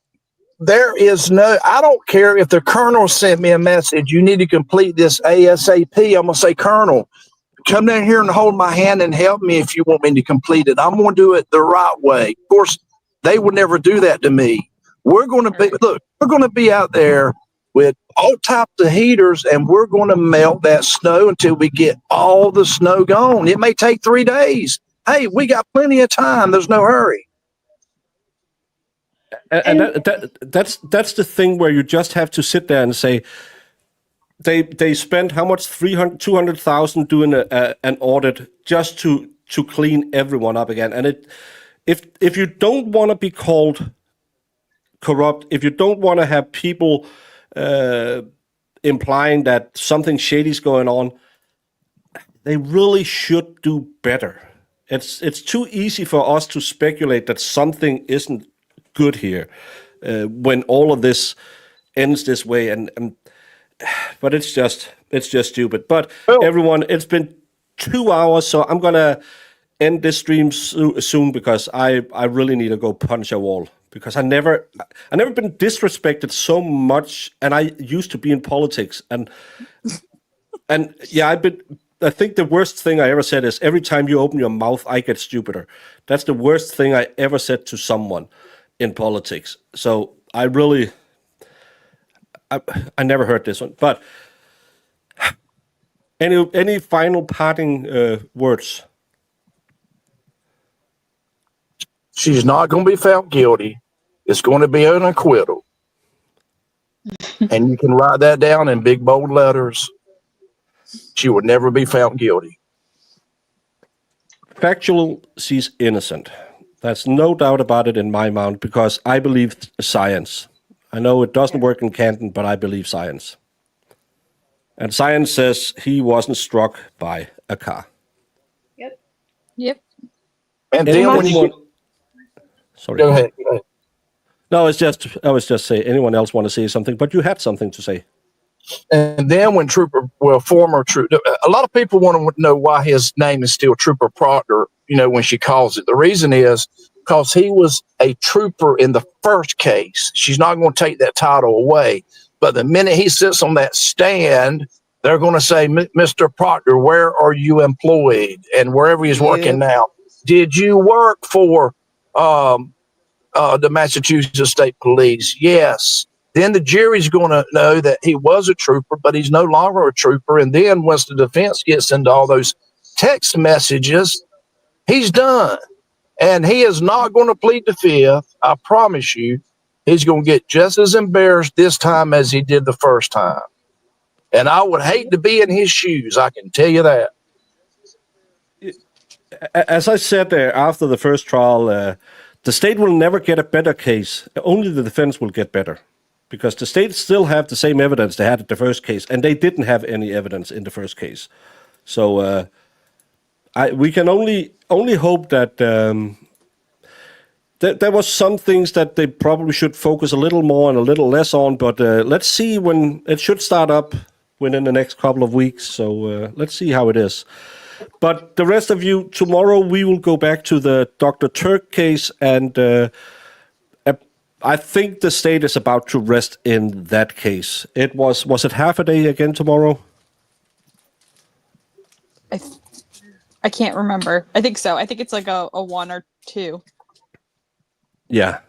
We'll figure out what it was. We'll start at whenever. I do pray you find a way to distress from this idiot's interview. You did your best and you're 100% smarter than Plevin. Take care. Heather May, I will go watch. We have a really good Danish television series from the early aughts called Rejseholdet. It's kind of like crime text, because Denmark is a small country, so we don't have crime text everywhere. So they are the ones who go around and figure out who did it. It's a really good series, and they're better than the Canton Clubs. But Baker, can you recommend Plevin's book for barbecue pit burner material, or are newspapers all better? Abacus Flints, I can guarantee you, whatever you pay for Plevin's book, even if you get it for free, you pay too much, because it is... My Kindle subscription will never be the same. We'll put it that way. You read it. Am I wrong when I says it's almost impossible to read? Oh yeah, no, it's awful. And I've had to read cases back from like the old, when they wrote things in like the old English back in early colonial American time. Like that was easier to follow. And a lot of words have changed since then. Yeah. Toilet material when out in the woods, which is where Plevin is mostly. No, he's in his mom's attic. I'm sorry. He called me out. I wanted to bitch slap him, and then I thought, no, you're not that type of guy, and then I ended up yelling. That's how it happens. NC, hang around when we jump off, and let's talk for a second or two and get to know each other. Cool. Jamie, are you stopping by tomorrow? Val won't be here. I have to see what's going on, but yeah, probably. Why am I in a trucker hat? Because it says Grifter, and I thought it was appropriate when Plevin was on. The rest of you, go. We are trying to get Valhalla to 6,000 subscribers. I'm going to send you over to his goat stream. Please hit the like and subscribe on his channel, because he is a wonderful guy, and everyone should be more relaxing videos. And he has very relaxing videos, and everyone should hang out with Skinny Buddha. See you all. What exhibit are you referring to? I'm going to make this 100, Your Honor. All right. 100. 100. Because it is 100% 100%. correct. Checking your honor. So you literally built a cannon? Yeah, it's pretty awesome. All